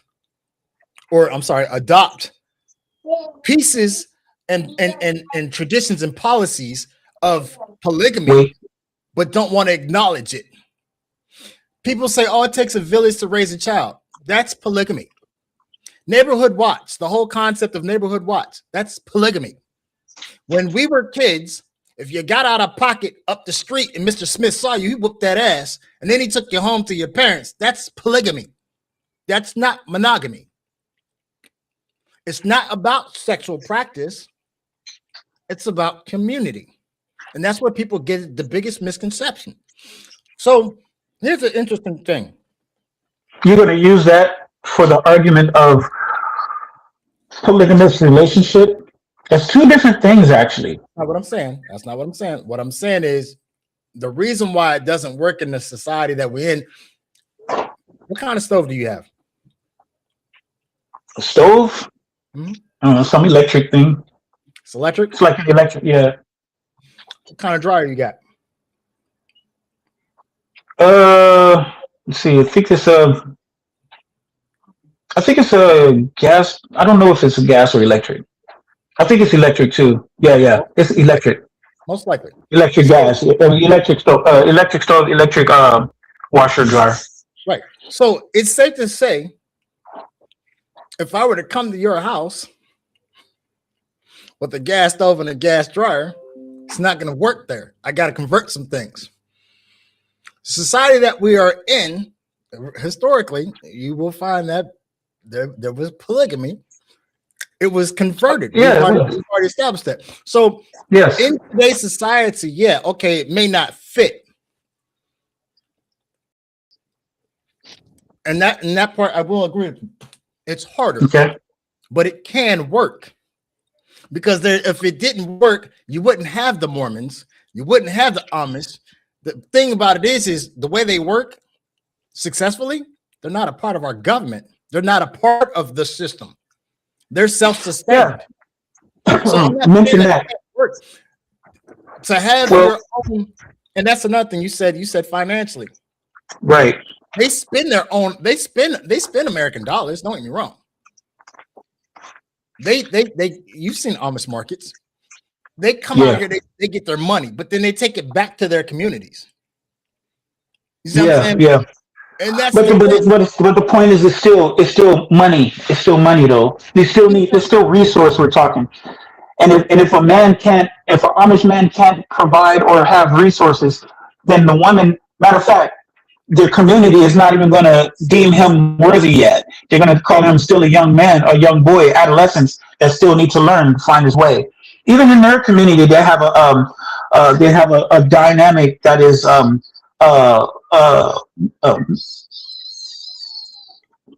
patriarchal. Yeah, right. Even in their society, they have a patriarchal hierarchy. Mm-hmm. So yeah, my little man's getting up, man. So that's why I keep looking back. No, man, you're good. That's part of being a parent. You know what I'm saying? Yeah. Right. So yeah, go ahead. So real quick, let me read these last two comments. Wait. Yeah. I want to see some of these comments, man. All right. So the sword of the Lord, 777, has popped back with polygamy. Good questions. Women can marry better men instead of settling for less, just because the best man already has a wife. Wait. I'm sorry. Okay. Read that again. I'm trying to follow. Who is this from? This is Sword of the Lord, 777. Okay. All right. So with polygamy, thank you for go ahead. I'm listening. And make sure you hit that subscribe button too. With polygamy, women can marry better men instead of settling for less, just because the best man already has a wife. So less single mothers, deadbeat fathers, crime. This pushes men to improve. It's an interesting concept. I've never really thought of it. What do you think? Yeah, can you still hear me? Yes. I've never looked at it from that perspective. Go ahead. Yeah, that's a good point. But here's the thing, though. I think it comes down to mentality. The women, it comes down to mentality, and the mentality of the women here in the West is based off of is very selfish. The reason why I say that they're very selfish is because not only they are now becoming the breadwinners and they dominate the school system, but once they get their success story, they don't share it with no one. Which is to go back to the point of them being selfish, you know? I don't see how they would ever get on board with a polygamous relationship here in the West, anyways. Which means also you'll have to find your woman somewhere overseas. Okay, so in all fairness, right?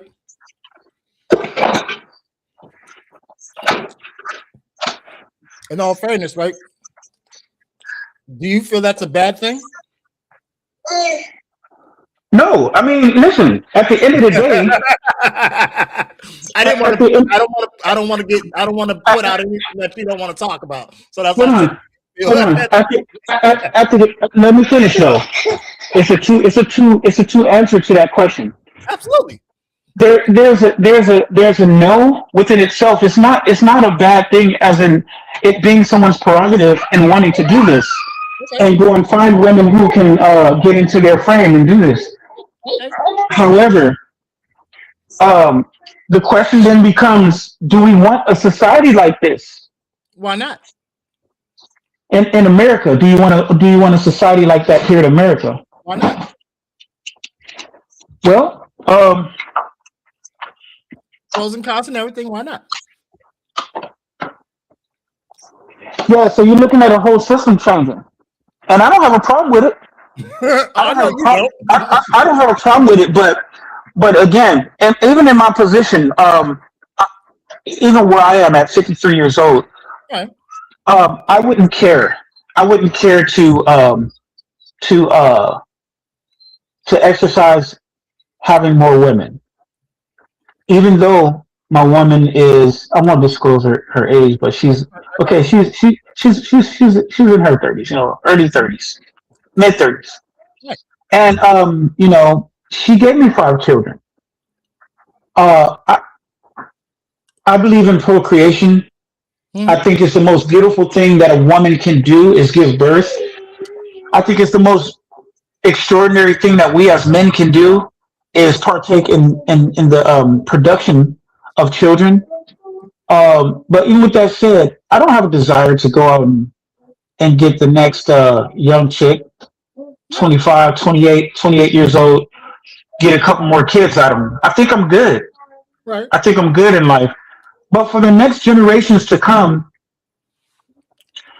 I think it would be bad for our society to have these practices until we fix some prerequisite things. I'm going to list off some of the things that we need to fix. All right. We need to fix this idea of toxic masculinity being a bad thing.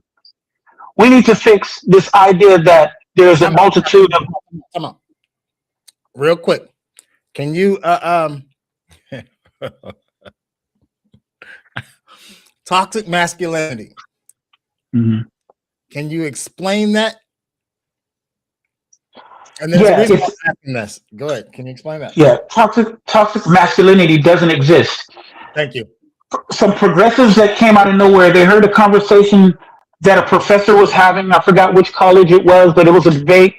And they used it in a concept that didn't have anything to do with toxicity or behavior whatsoever. So they took that and gravitated that or attached that to men being rebellion or not being, not listening to them, or a way to soften up a man to get them to stop being a man. They did this for the purpose of simultaneously making us docile while hypermasculating women, putting them into like more of a leadership role, telling them that they need to be independent against men, away from men, independent of men. Right. So this was a ploy to destroy the nuclear family, or to cause sex wars between men and women here in the West. This is the reason why we hate each other now. We don't get along. The feminist movement is disgusting. The first thing they do is they dye their hair purple, green, blue, and all this weird stuff. They have a signature look, just like Superman putting it on his suit, getting ready to go jump over a building somewhere and save the world. They have a signature look. They have a signature look, and when they open their mouth, they're undeniable. You can tell them apart right away. So until we can fix that, until we can fix this whole, tell men to pull their pants up, we got a lot of cultural changes that needs to go back. We need to unlearn and relearn a lot of things. Until we do all of these things and more, only when I would say it will be acceptable to introduce this practice. Because the reason why I say this is because if you're going to be talking about reproduction, you're going to be producing more kids and a society that's been disrupted and horrible nature.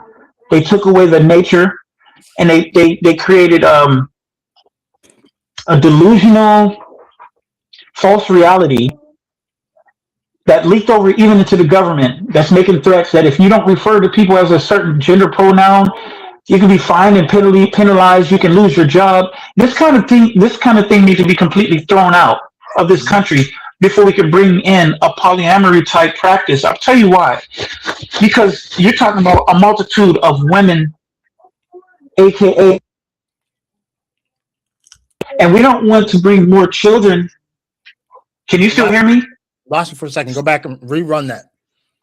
Because Uh, when you do like this, I all lost in you. there. I think my partner is here. That's why. Let me go check real quick. Let me go check while I'm talking. All right. Yeah. So you don't want to create a whole bunch more children, and our society is horrible the way it is. Our society is garbage right now. What's up, man? Right. I'm gonna mute you for a second while you're doing that. Yes. Okay. They're fine. They're fine. I'm on a podcast right now. Get out the way. What's up, man? So while he's doing that, I'm gonna read these other comments real quick. Sword of the Lord 777 says, if kids get jealous of each other, does that mean we should have only one child? No, I don't believe so. Sibling rivalry, as long as we know it, has always been a thing. Jealousy, let me see what he's saying real quick. Are you speaking to me? No, I'm good now. Okay. Remember I told you I had my partner coming to drop some things Right. off, so Okay. I got my file, so we're good. Okay. So just to put you up to speed real quick, I don't know if you were still listening or not. So Sword of the Lord 777 says, if kids get jealous of each other, does that mean we should only have one child? So I was speaking on my response to that is absolutely not. Jealousy, as we know it, sibling rivalry has always been a thing historically. For those, I don't know if you're a Christian or not. For those who are, you guys know the story of Cain versus Abel. The fact of the matter is, just because somebody is jealous, just because the children are jealous, does not mean that okay, well, I should only have one. That would be. I know you're not being serious, but for those His question is very valid, and the point that he's making is to contrast that with the statement that I made about the women not conforming to the household, or things are discombobulated and they're getting jealous of each other because one of them had a child first. I think his response is to that when I brought that part of the conversation up. So to answer that, then yes, I would say no. It doesn't mean that you should have minimal kids because they might get jealous. As parents, we have a responsibility to shape their minds the way we need them to be before they go out into the real world. But in relations to women, the reason why I say this is because women in nature, they have a natural despise of one another. To compete with each other, envious of each other. They bring drama. They're very dramatic, emotionally distraught. I can see chaos in the household. It'll take a long time before things become like that. In fact, at our age, we won't even see this. It will be the next generation. It would have to become a hot trend first.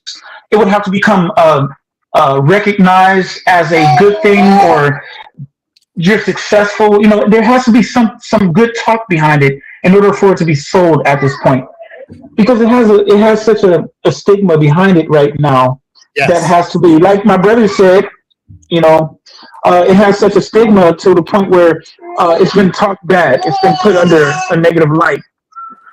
So it'll take some time to get on that. But before, like I said, before we can even look at that or entertain that, we have a mentality to fix because you don't want to bring or even imagine you're able to bring about 3 or 4 kids per the 4 women you have. Let's say you say let's say that you were blessed to have about 3 or 4 for all 4 women, and you multiply that, right? You do the math on that, and all of them grow up into a school system or a society. Unless you're homeschooling, they grow up into a society where they're teaching them how to be gay, and they got queers reading story time to them and all this crazy stuff. I'm not afraid to talk about it. I have no problem talking about gays should be nowhere near children. Now, what you do in your own house with your own man or your own woman, man, woman, woman, I have no problem with this. I have no problem with this. My problem is just like leaping it onto kids, man.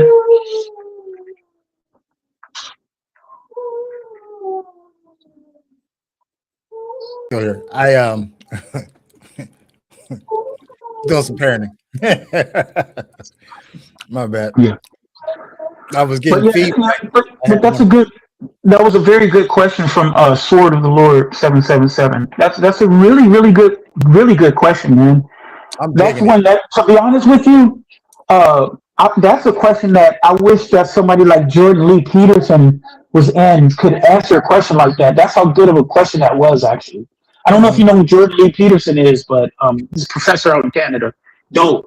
He used to, man. He went viral, with the whole, talking against the feminist movement and political Right. correctness. He blew up in the colleges and stuff, but Okay. very respected man. But yeah, like stuff like that. That was a brilliant question though. I like that. So, Uh,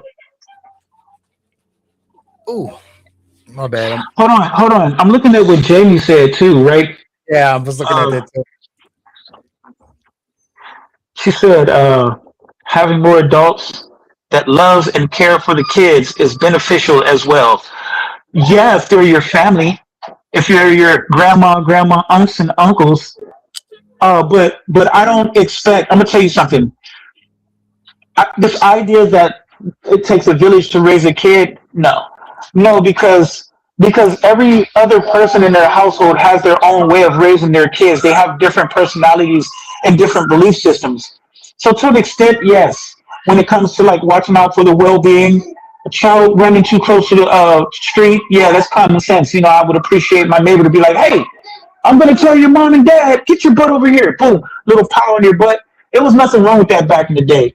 But when it comes to like getting in their mind and come on in, let me tell you about how we do things, how we think, and no, that's when you go too far. It doesn't take a village to really. I don't know where that saying really comes from. There is some truth to that, but there's a lot of badness to it too. So I don't agree wholeheartedly with that There's a whole lot. statement. There's a lot of badness to it because it's been made bad.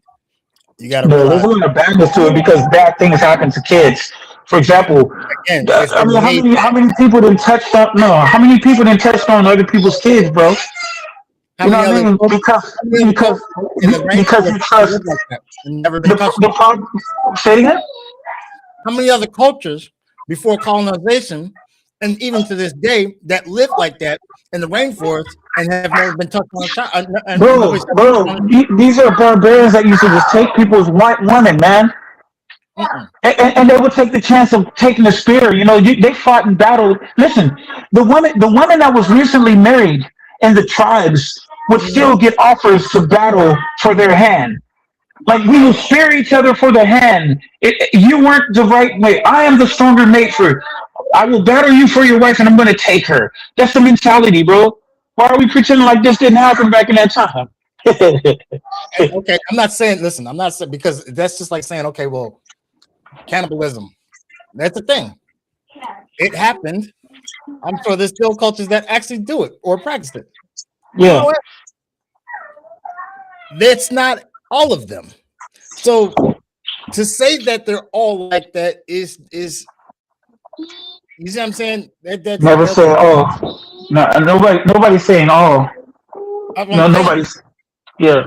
Nobody's saying all, but we, we've sat up and watched National Geographic as kids and actually have seen this. You know what I'm saying? Where men went out to hunt, the women were sitting on the riverbank, preparing the meal with the kids running around. And let me ask you this, right? Scientifically, now I'm not. I've said this before. I don't believe in evolution. All right, but they say that our closest descendant is what? Chimpanzee. And they live in pods. I don't believe in that either. It's not what you believe; it's what you see. Right. I don't. And you, what you see is you still see chimps and you see human beings. Exactly, which means you see two completely different things. Yeah, I don't care what they're talking about there. Yeah, that's one of those far-fetched things.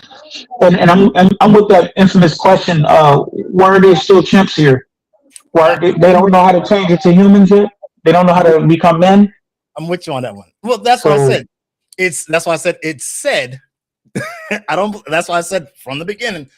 Excuse me. I don't believe in evolution, but for those who do, you know, saying whatever have you. But it said that our closest descendant is ape, or because we're allegedly primates. This is what's being taught in school, in science class. So, if that being the case, as it said that these are our closest descendants. If our closest descendants are poly, then what makes you think that you wouldn't be as well? They live in a community where everybody is tied together. Little oompa running wild.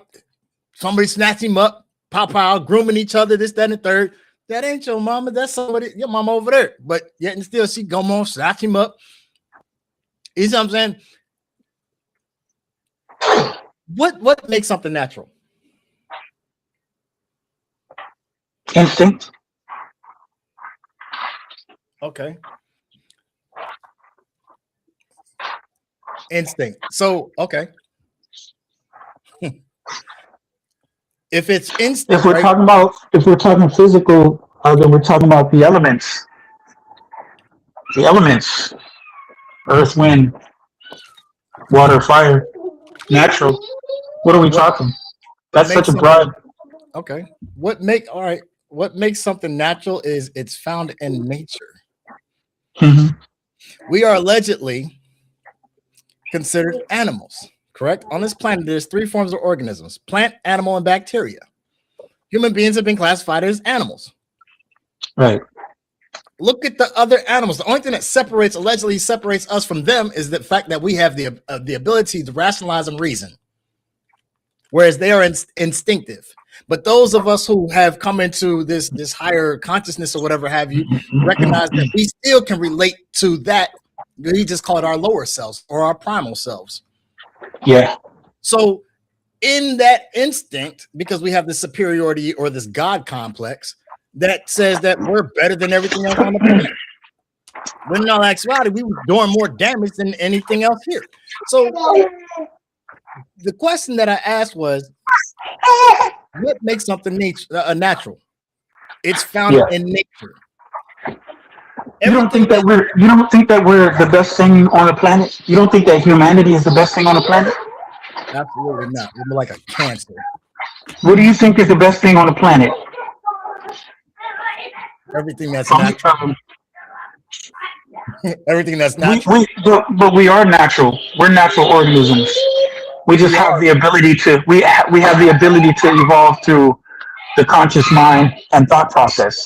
We are natural. We're builders. We've shown ourselves. Mankind has shown himself to be the most powerful and yet the most destructive. But that doesn't make us any less the greatest thing on the planet. There's nothing greater than humanity. I don't think there's anything greater than humanity other than God or the existence of the presence of God or the positive energy that make up who God is or whatever God is to you. I think God is the greatest, and then there's man. Okay. I think that mankind is the most precious thing that God created, which aka makes us the best thing or the greatest thing on the planet. I believe this That's because interesting. we have the ability to destroy everything. We have the ability to destroy nature, but yet we really don't.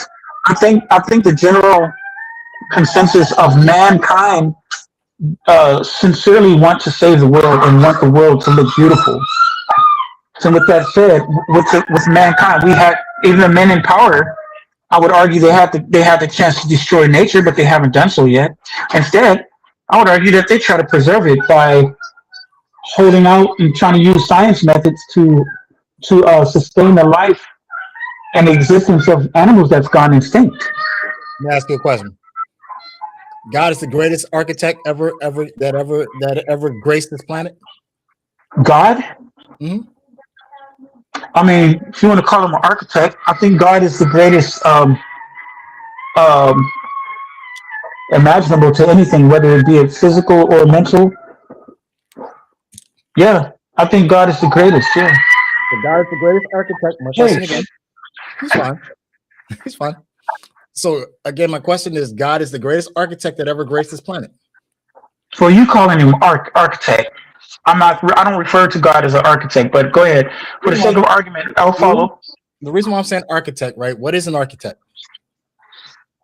He's a What is designer, a builder, what is the right? What is a the? creator. There you have it. So it's safe to say that he created the earth and everything within, right? Hmm.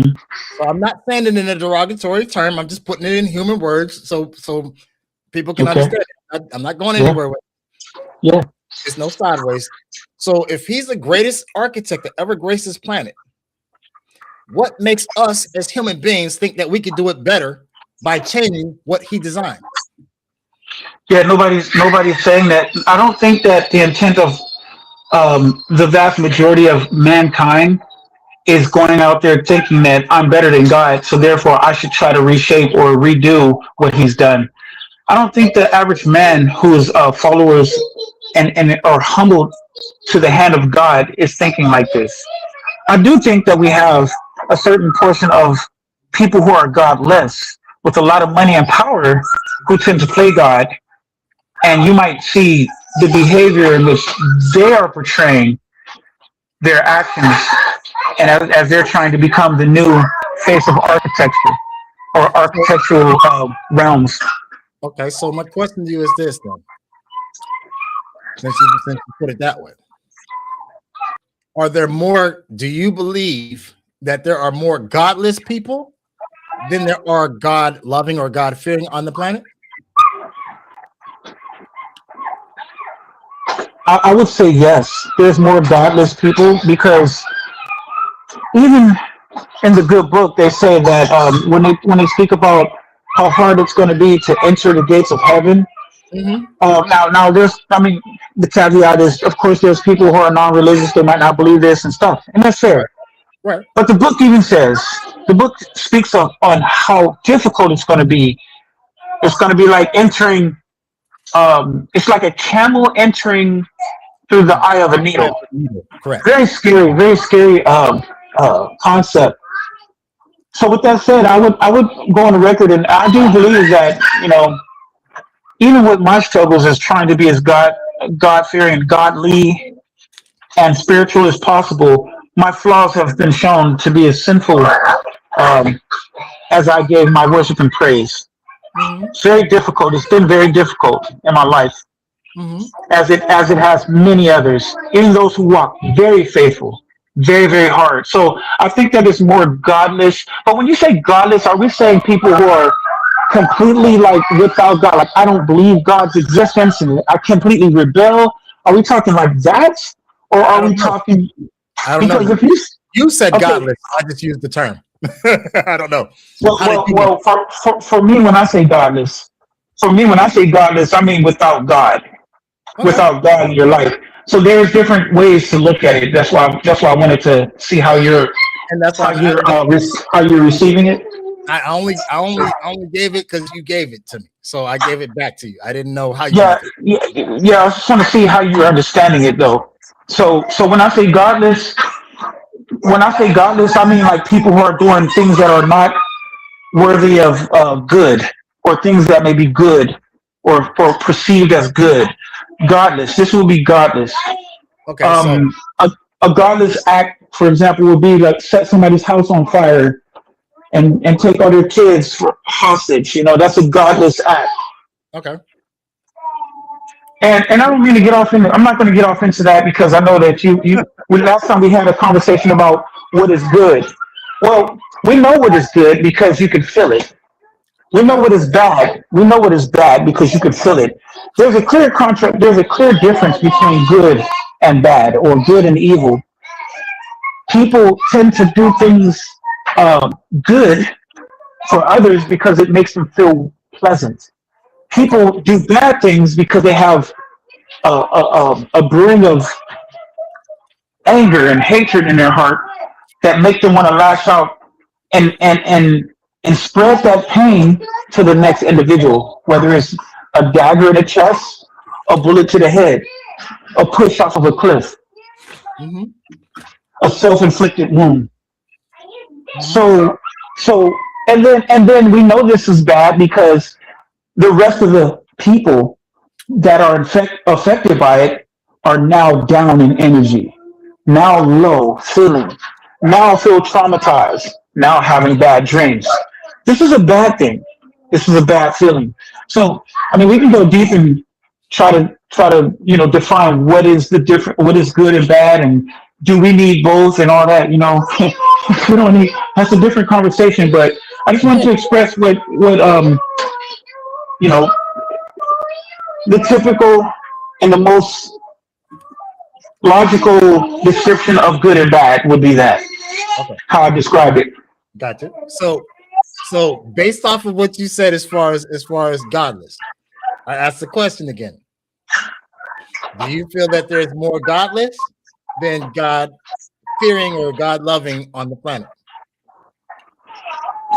I Based off think of that what there's I think there's more godless people because the claim that everybody is born in sin and we have to find our way. There's more people that have yet to do this. This is the reason why I say there's more godless people okay, than there are holy people. There's a small number of holy people who are making it, barely making it. Hence the reason why I brought up that one scripture. I kind of like paraphrase perhaps, but passing, getting into heaven is going to be like a camel passing through the eye of a needle. right. That would imply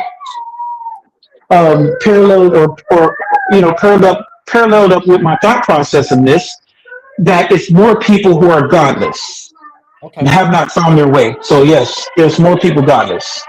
okay. So let me ask you this, right? How does That there's little minion.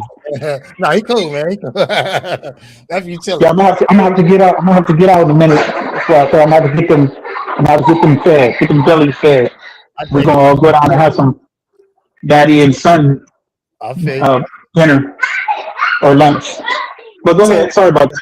no, you're good. So you said there's more godless people in the world. Yeah, and this is So based off of all of the things that you see in the world that are okay, that are bad. no You argument. know, So and the scripture that I mentioned.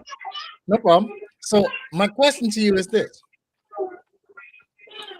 how do you call them holy, godless and holy, right? Yeah, we could use the word holy Okay. So or spiritual. You can use spiritual or godly. okay. I mean, I, No. For the sake of consistency, we'll use the term godly versus godless. all right. So there's more godless in the world, as you surmise. All right, fantastic. I'm not saying that there is, Hmm. I'm not saying that it's not. But let's go with that. Yeah. There's Yes. more godless people in the world Hmm. in today's society. So how does being holy fit in society? How does it fit in society? Right. Hold on.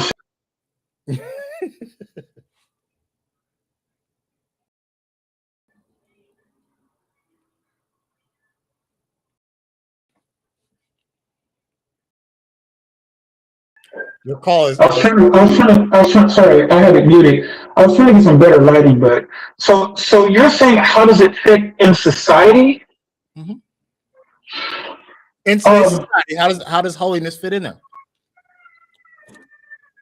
Okay, so is there another way to ask that question? Because it's kind of vague in a sense. I know. So, and it's not a fair comparison, right? We've established that it can fit, but it's very difficult. It doesn't fit, but you can work around it in today's society of being poly. Similar much to in the world that we live in, it's for lack of a better way of saying it, it's hellbound. But only a handful of the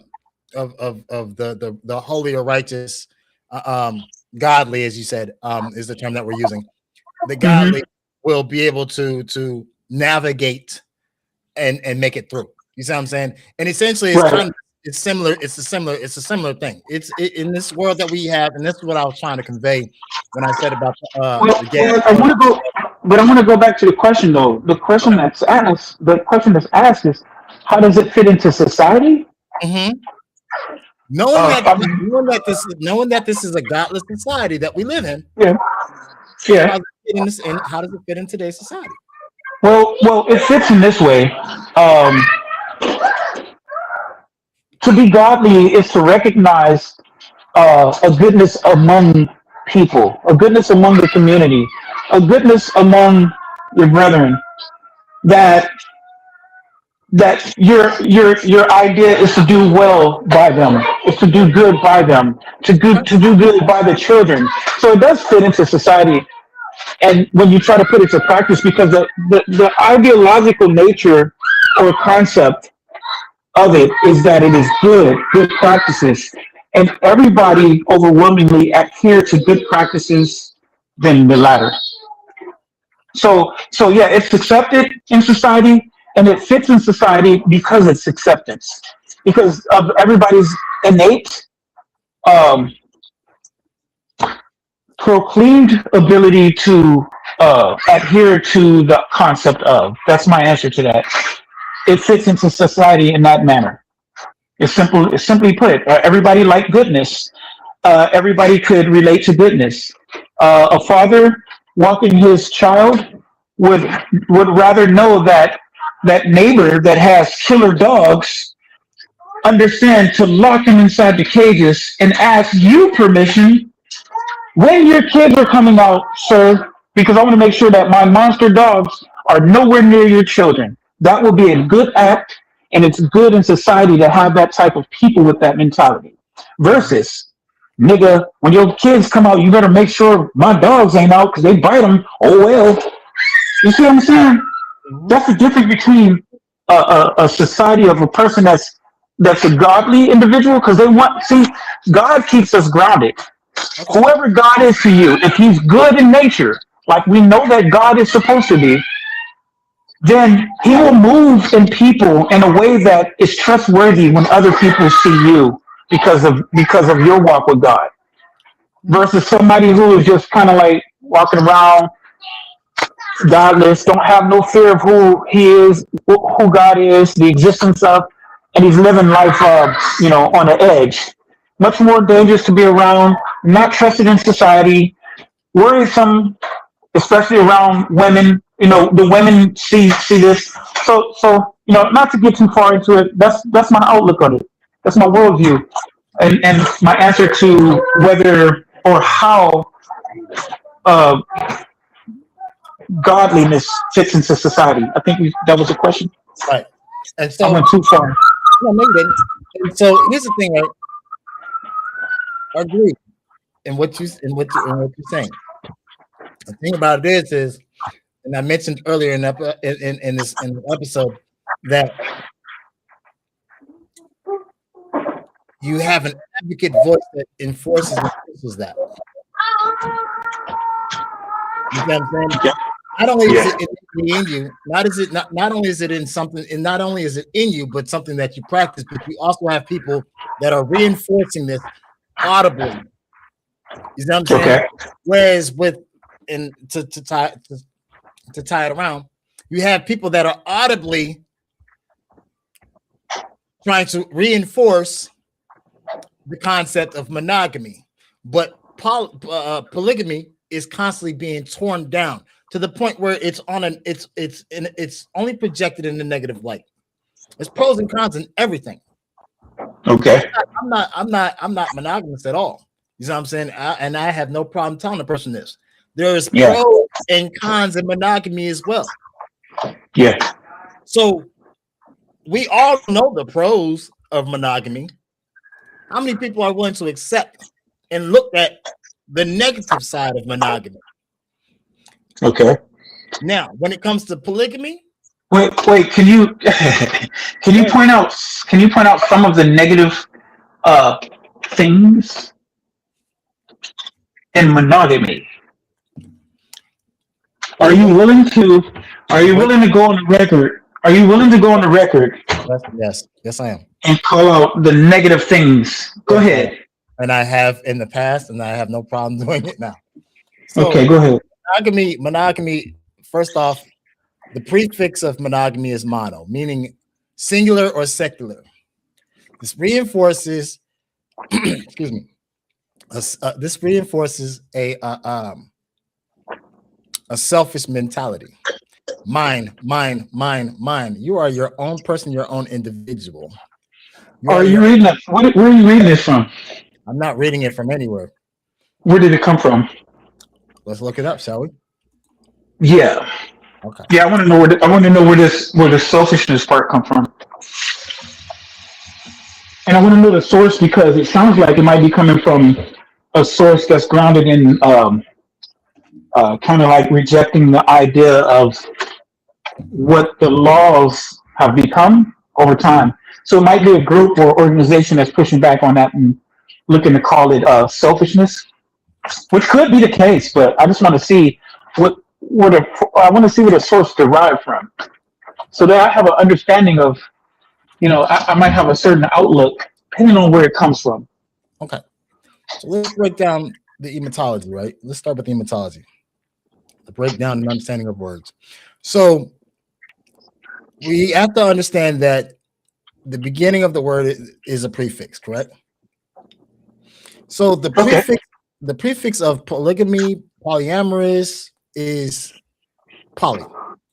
By definition, the meaning of poly is a prefix or abbreviation derived from the Greek meaning many, much, or multiple.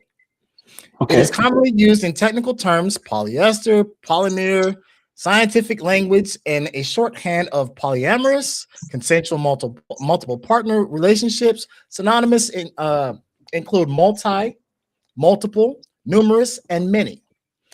Okay. Usage examples: prefix many/multiple. Polygon means shape of many sides. Polyglot, many languages. Polycystic, many cysts. Polyandrous, okay, and so forth. Chemistry / science, polymer, many units, or polyurethane.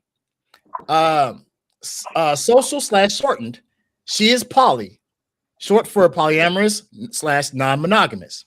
Education, poly, informal for polytechnic. And so forth. Let's go to monogamy now. Okay. So the meaning of mono, which would be the prefix, right? Mono is a prefix derived from the Greek meaning one, single, or alone. An example, monologue, monogamy. It is also as an informal term for infectious, mononucleosis, a contagious viral illness, or to be described audio recorded in a channel, mono sound. Synonyms include single, sole, solitary, individual, or monoanatomic. Key usage examples of mono: prefix, one/singular. Monologue, one speaker. Monorail, one rail. Monochromatic, one color. Monopoly, one seller. In medical terms, you would find it in mononucleosis. He was diagnosed with mono after sharing drinks at a party. A virus often causes fatigue, sore throat, and fever. A virus often causing fatigue, sore throat, and fever. Now, mind you, this is all shorthand because I'm getting this from off of Google. How does this even correlate to having a relationship between just one woman? So again, the prefix Meaning mono, single or secular. Poly, prefix meaning many, multiple. So again, I get that part, but the part where you start talking about the virus and the names of like certain viruses, what does that even? How does that imply? What is that implying? It doesn't.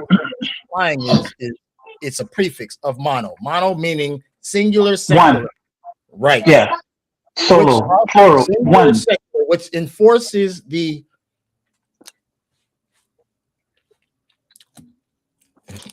you're monogamous. You're monogamous. You're actually more monogamous than you think. Now you described. I heard you mention something like monogamy is like it's like a selfishness, right, or something selfish with it. You mentioned it enforces selfishness, correct? Okay, it enforces selfishness. Yeah. You said you lose your individuality. Okay, well, let me ask you a question. This is a hypothetical. Okay. In your polygamous practice, let's say, well, let me ask you, what would be an ideal set of women to be in the household for you? What would be an ideal? 2, 3, 4? Me, I'm cool. Because I know people. I got friends out here who actually live like this, right. But they haven't been able to seal the deal though. But they get all kind of my homie gets all kind of women, kind of women. Right. But the question is, how do you seal the deal and have them finalize the whole act of the practice? So would you say 2 would be good for you? Mm-hmm. I'm not greedy. I don't need all the extra, So two would be sustainably decent. Right. What would you say if someone said, you know what, you got one too many, and I'm gonna go ahead and finesse this woman because I think I'm aligned with her, and I'm gonna split the game with her, and she actually is convinced enough to come with me. Okay. Would you be mad? Would you be mad of that he's actually trying to pull up on you what you've established? Would you be mad at that? Or would you understand him? No, I would understand it. So you would understand that you got more, and he don't have a woman, but he thinks that he sees yours. Mm-hmm. That he'll come up, be in her ear, and actually take her. And she decides to say, you know what? Maybe I should try to give it a try. Okay. How would you feel about that? His job is to shoot his shot. Her job is to block it. It's just that simple. But she didn't. But she didn't, and she moved on. She moved on with him. If she did, then that means that it wasn't for me anyway. She didn't fit. She didn't fit the criteria. It's scientifically proven that there are more females on the planet than it is men. So if you believe that there's somebody out here for everyone, then clearly somebody's got to share. I do believe that there is someone out here for everyone. Yeah, absolutely. So if you believe that, and it's scientifically proven that there are more women in the world on this planet than it is men, and then somebody's got to share. If there's somebody for everybody, let's just be real. No, that's not the way that works. Somebody for everybody. We can't say it don't work that way. No, it doesn't work that way. I'm gonna tell you why it doesn't work that way. Though the saying is there's someone for everyone, everybody is not going to get a someone. Some people might not ever get the chance to be in a relationship because work or whatever their journey is. Some people might not ever get to lose their virginity, though they strongly desire it, because of an unfortunate event happened that in their life. So we can't say that just because it's majority women compared to men, that everybody has to be matched up with someone. It doesn't work that way. I didn't say that's what I mean. I said, do you believe that there is somebody out here for everyone? I do. I actually do. Yeah. So if I actually do. some people are going to die before they actually get the chance to actually procreate or date or whatever have you. You know what I'm saying? Some people, truth be told, are intended to be alone. Let's be realistic about that. But the thing about it is for those who believe that there's somebody out here for everyone, and it's scientifically proven that there are more women, if we are to actually follow that process and align, then that means that somebody's got to share. You know, it's not really that many, by the way. I did the research and found out how they're getting that number, how they're getting that census. Okay. You'd actually be surprised. I don't know why this has been a saying that's been echoed the way it has been, but let's look that up again. Let's look that up. Where did I find this source? You go and I'll go too.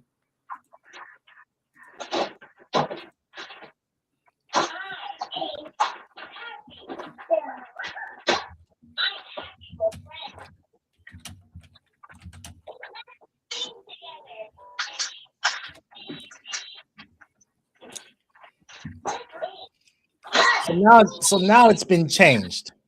Now it's been changed. You know, let's not talk about why. So now it's been changed. Let's talk about what they actually started discovering. Okay. You gotta look at. I gotta find the information before we don't have to revisit this one.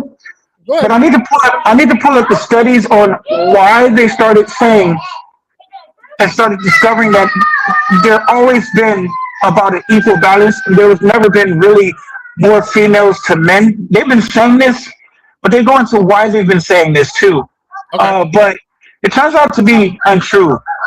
So as of 2025, the world population has slightly more males than females, with approximately 4.14 billion males, that's 50.27%, and 4.9 billion females. So that put more men than females. Right. As of 2021. As of 2025. Okay, we're reading two different things. Go ahead. Yeah. I have it here, slightly male majority. So, and this shows that it's kind of inconsistent. But anyway, slightly male majority, around 50.3%. 50.3% of the world population is male, and 49% female, meaning roughly 44 million men. 44 million more men than women in 2021. Okay, so that means that from the year 21, even all the way up to 25, it's been consistent, and the numbers didn't fluctuate. They didn't shift. So from 2021 to 2025, which I'm reading, they're still saying slightly more males than females. So I just wanted to point that out. Okay, so it still doesn't change anything. You got more men than women then. All right, still, if there's somebody for everybody, these chicks got to share. Period. You know what I'm saying? Yeah, I think the idea of someone for everyone is being taken literal. I'm getting the sense that it's being taken literal. Probably. But here's the thing: when we say there is something for everyone, that is to say that there's no excuse for any man or woman to be alone. Okay. So that's something for someone for everyone could be. I need someone could mean figuratively that could be like three people. If I'm talking poly, when I say there's someone for everyone, that means that I'm not done with my someone. I have you and I have her, but I need one more. And I know there's someone for us for what we have here going on. You can use it like that. I can see where it could be where the conversation could lean in that direction. In fairness to, like, you know, someone for everyone. Right. But okay.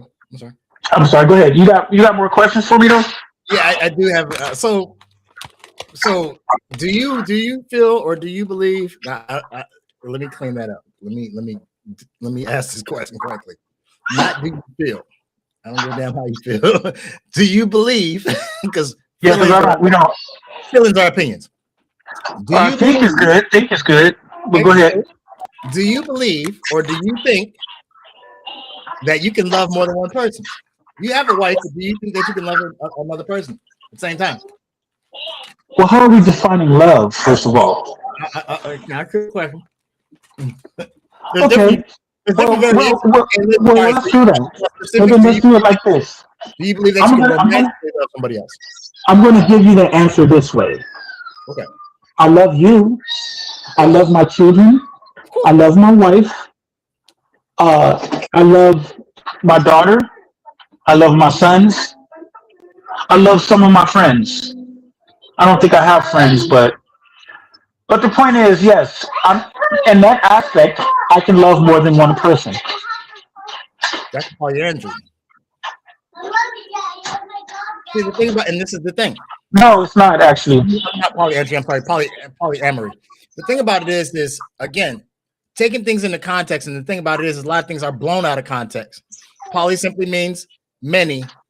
Amory means love. The fact of the matter, But you're deciding to attach that word to loving everyone.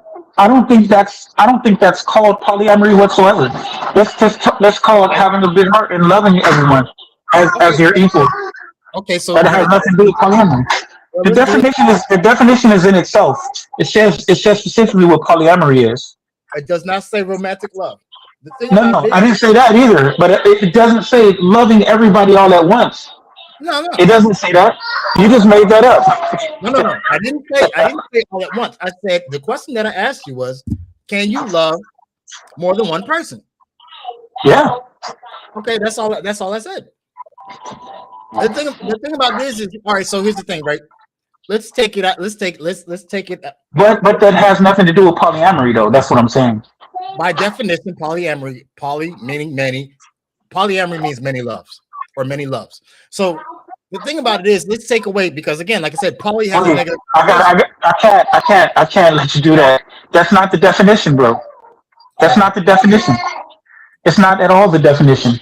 You said to have many loves. Hold on.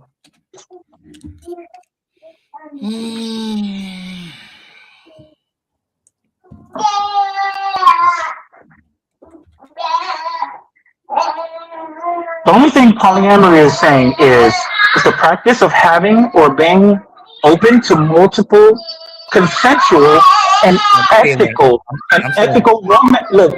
romance relationships. Notice it says romance. Okay, that's where you would get the word love from. Yeah, I see that. But simultaneously, but it's notice they also said consensual and ethical. And the word ethical is significant in this meaning.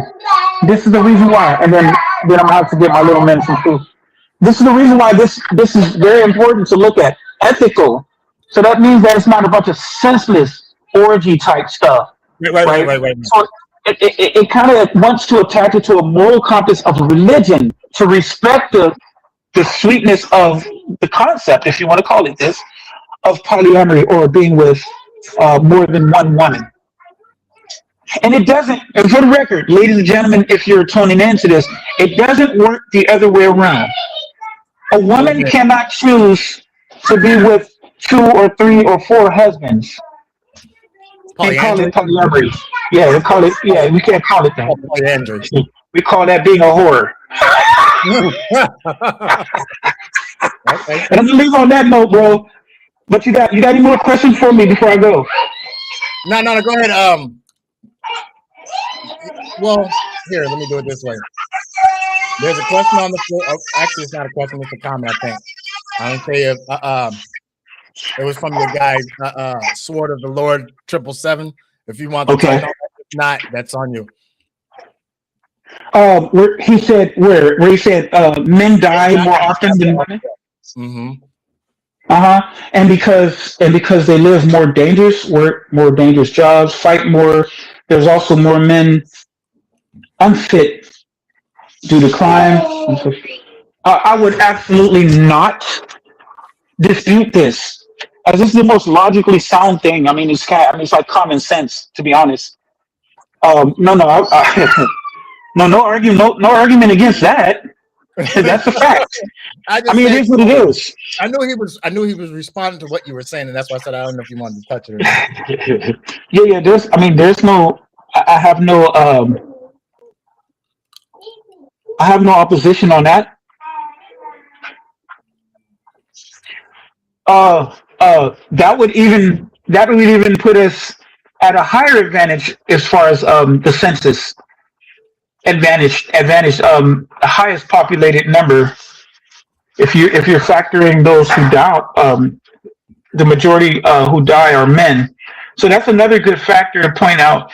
If you could take those and save at least 10% of those lives that were lost that are men, then that 10% would be even more added on to the populated number that we're looking at. Right. It only makes sense that it would, and now that you mentioned it, and now that I looked it up, for like I said, because originally that's not what it said. But it's interesting that recent studies says that there's more men. It only makes more sense for it to be more men, only because in the society that we live in, if we were actually dropping like flies the way we do, and we're not counting incarceration, actually being deceased. Yeah.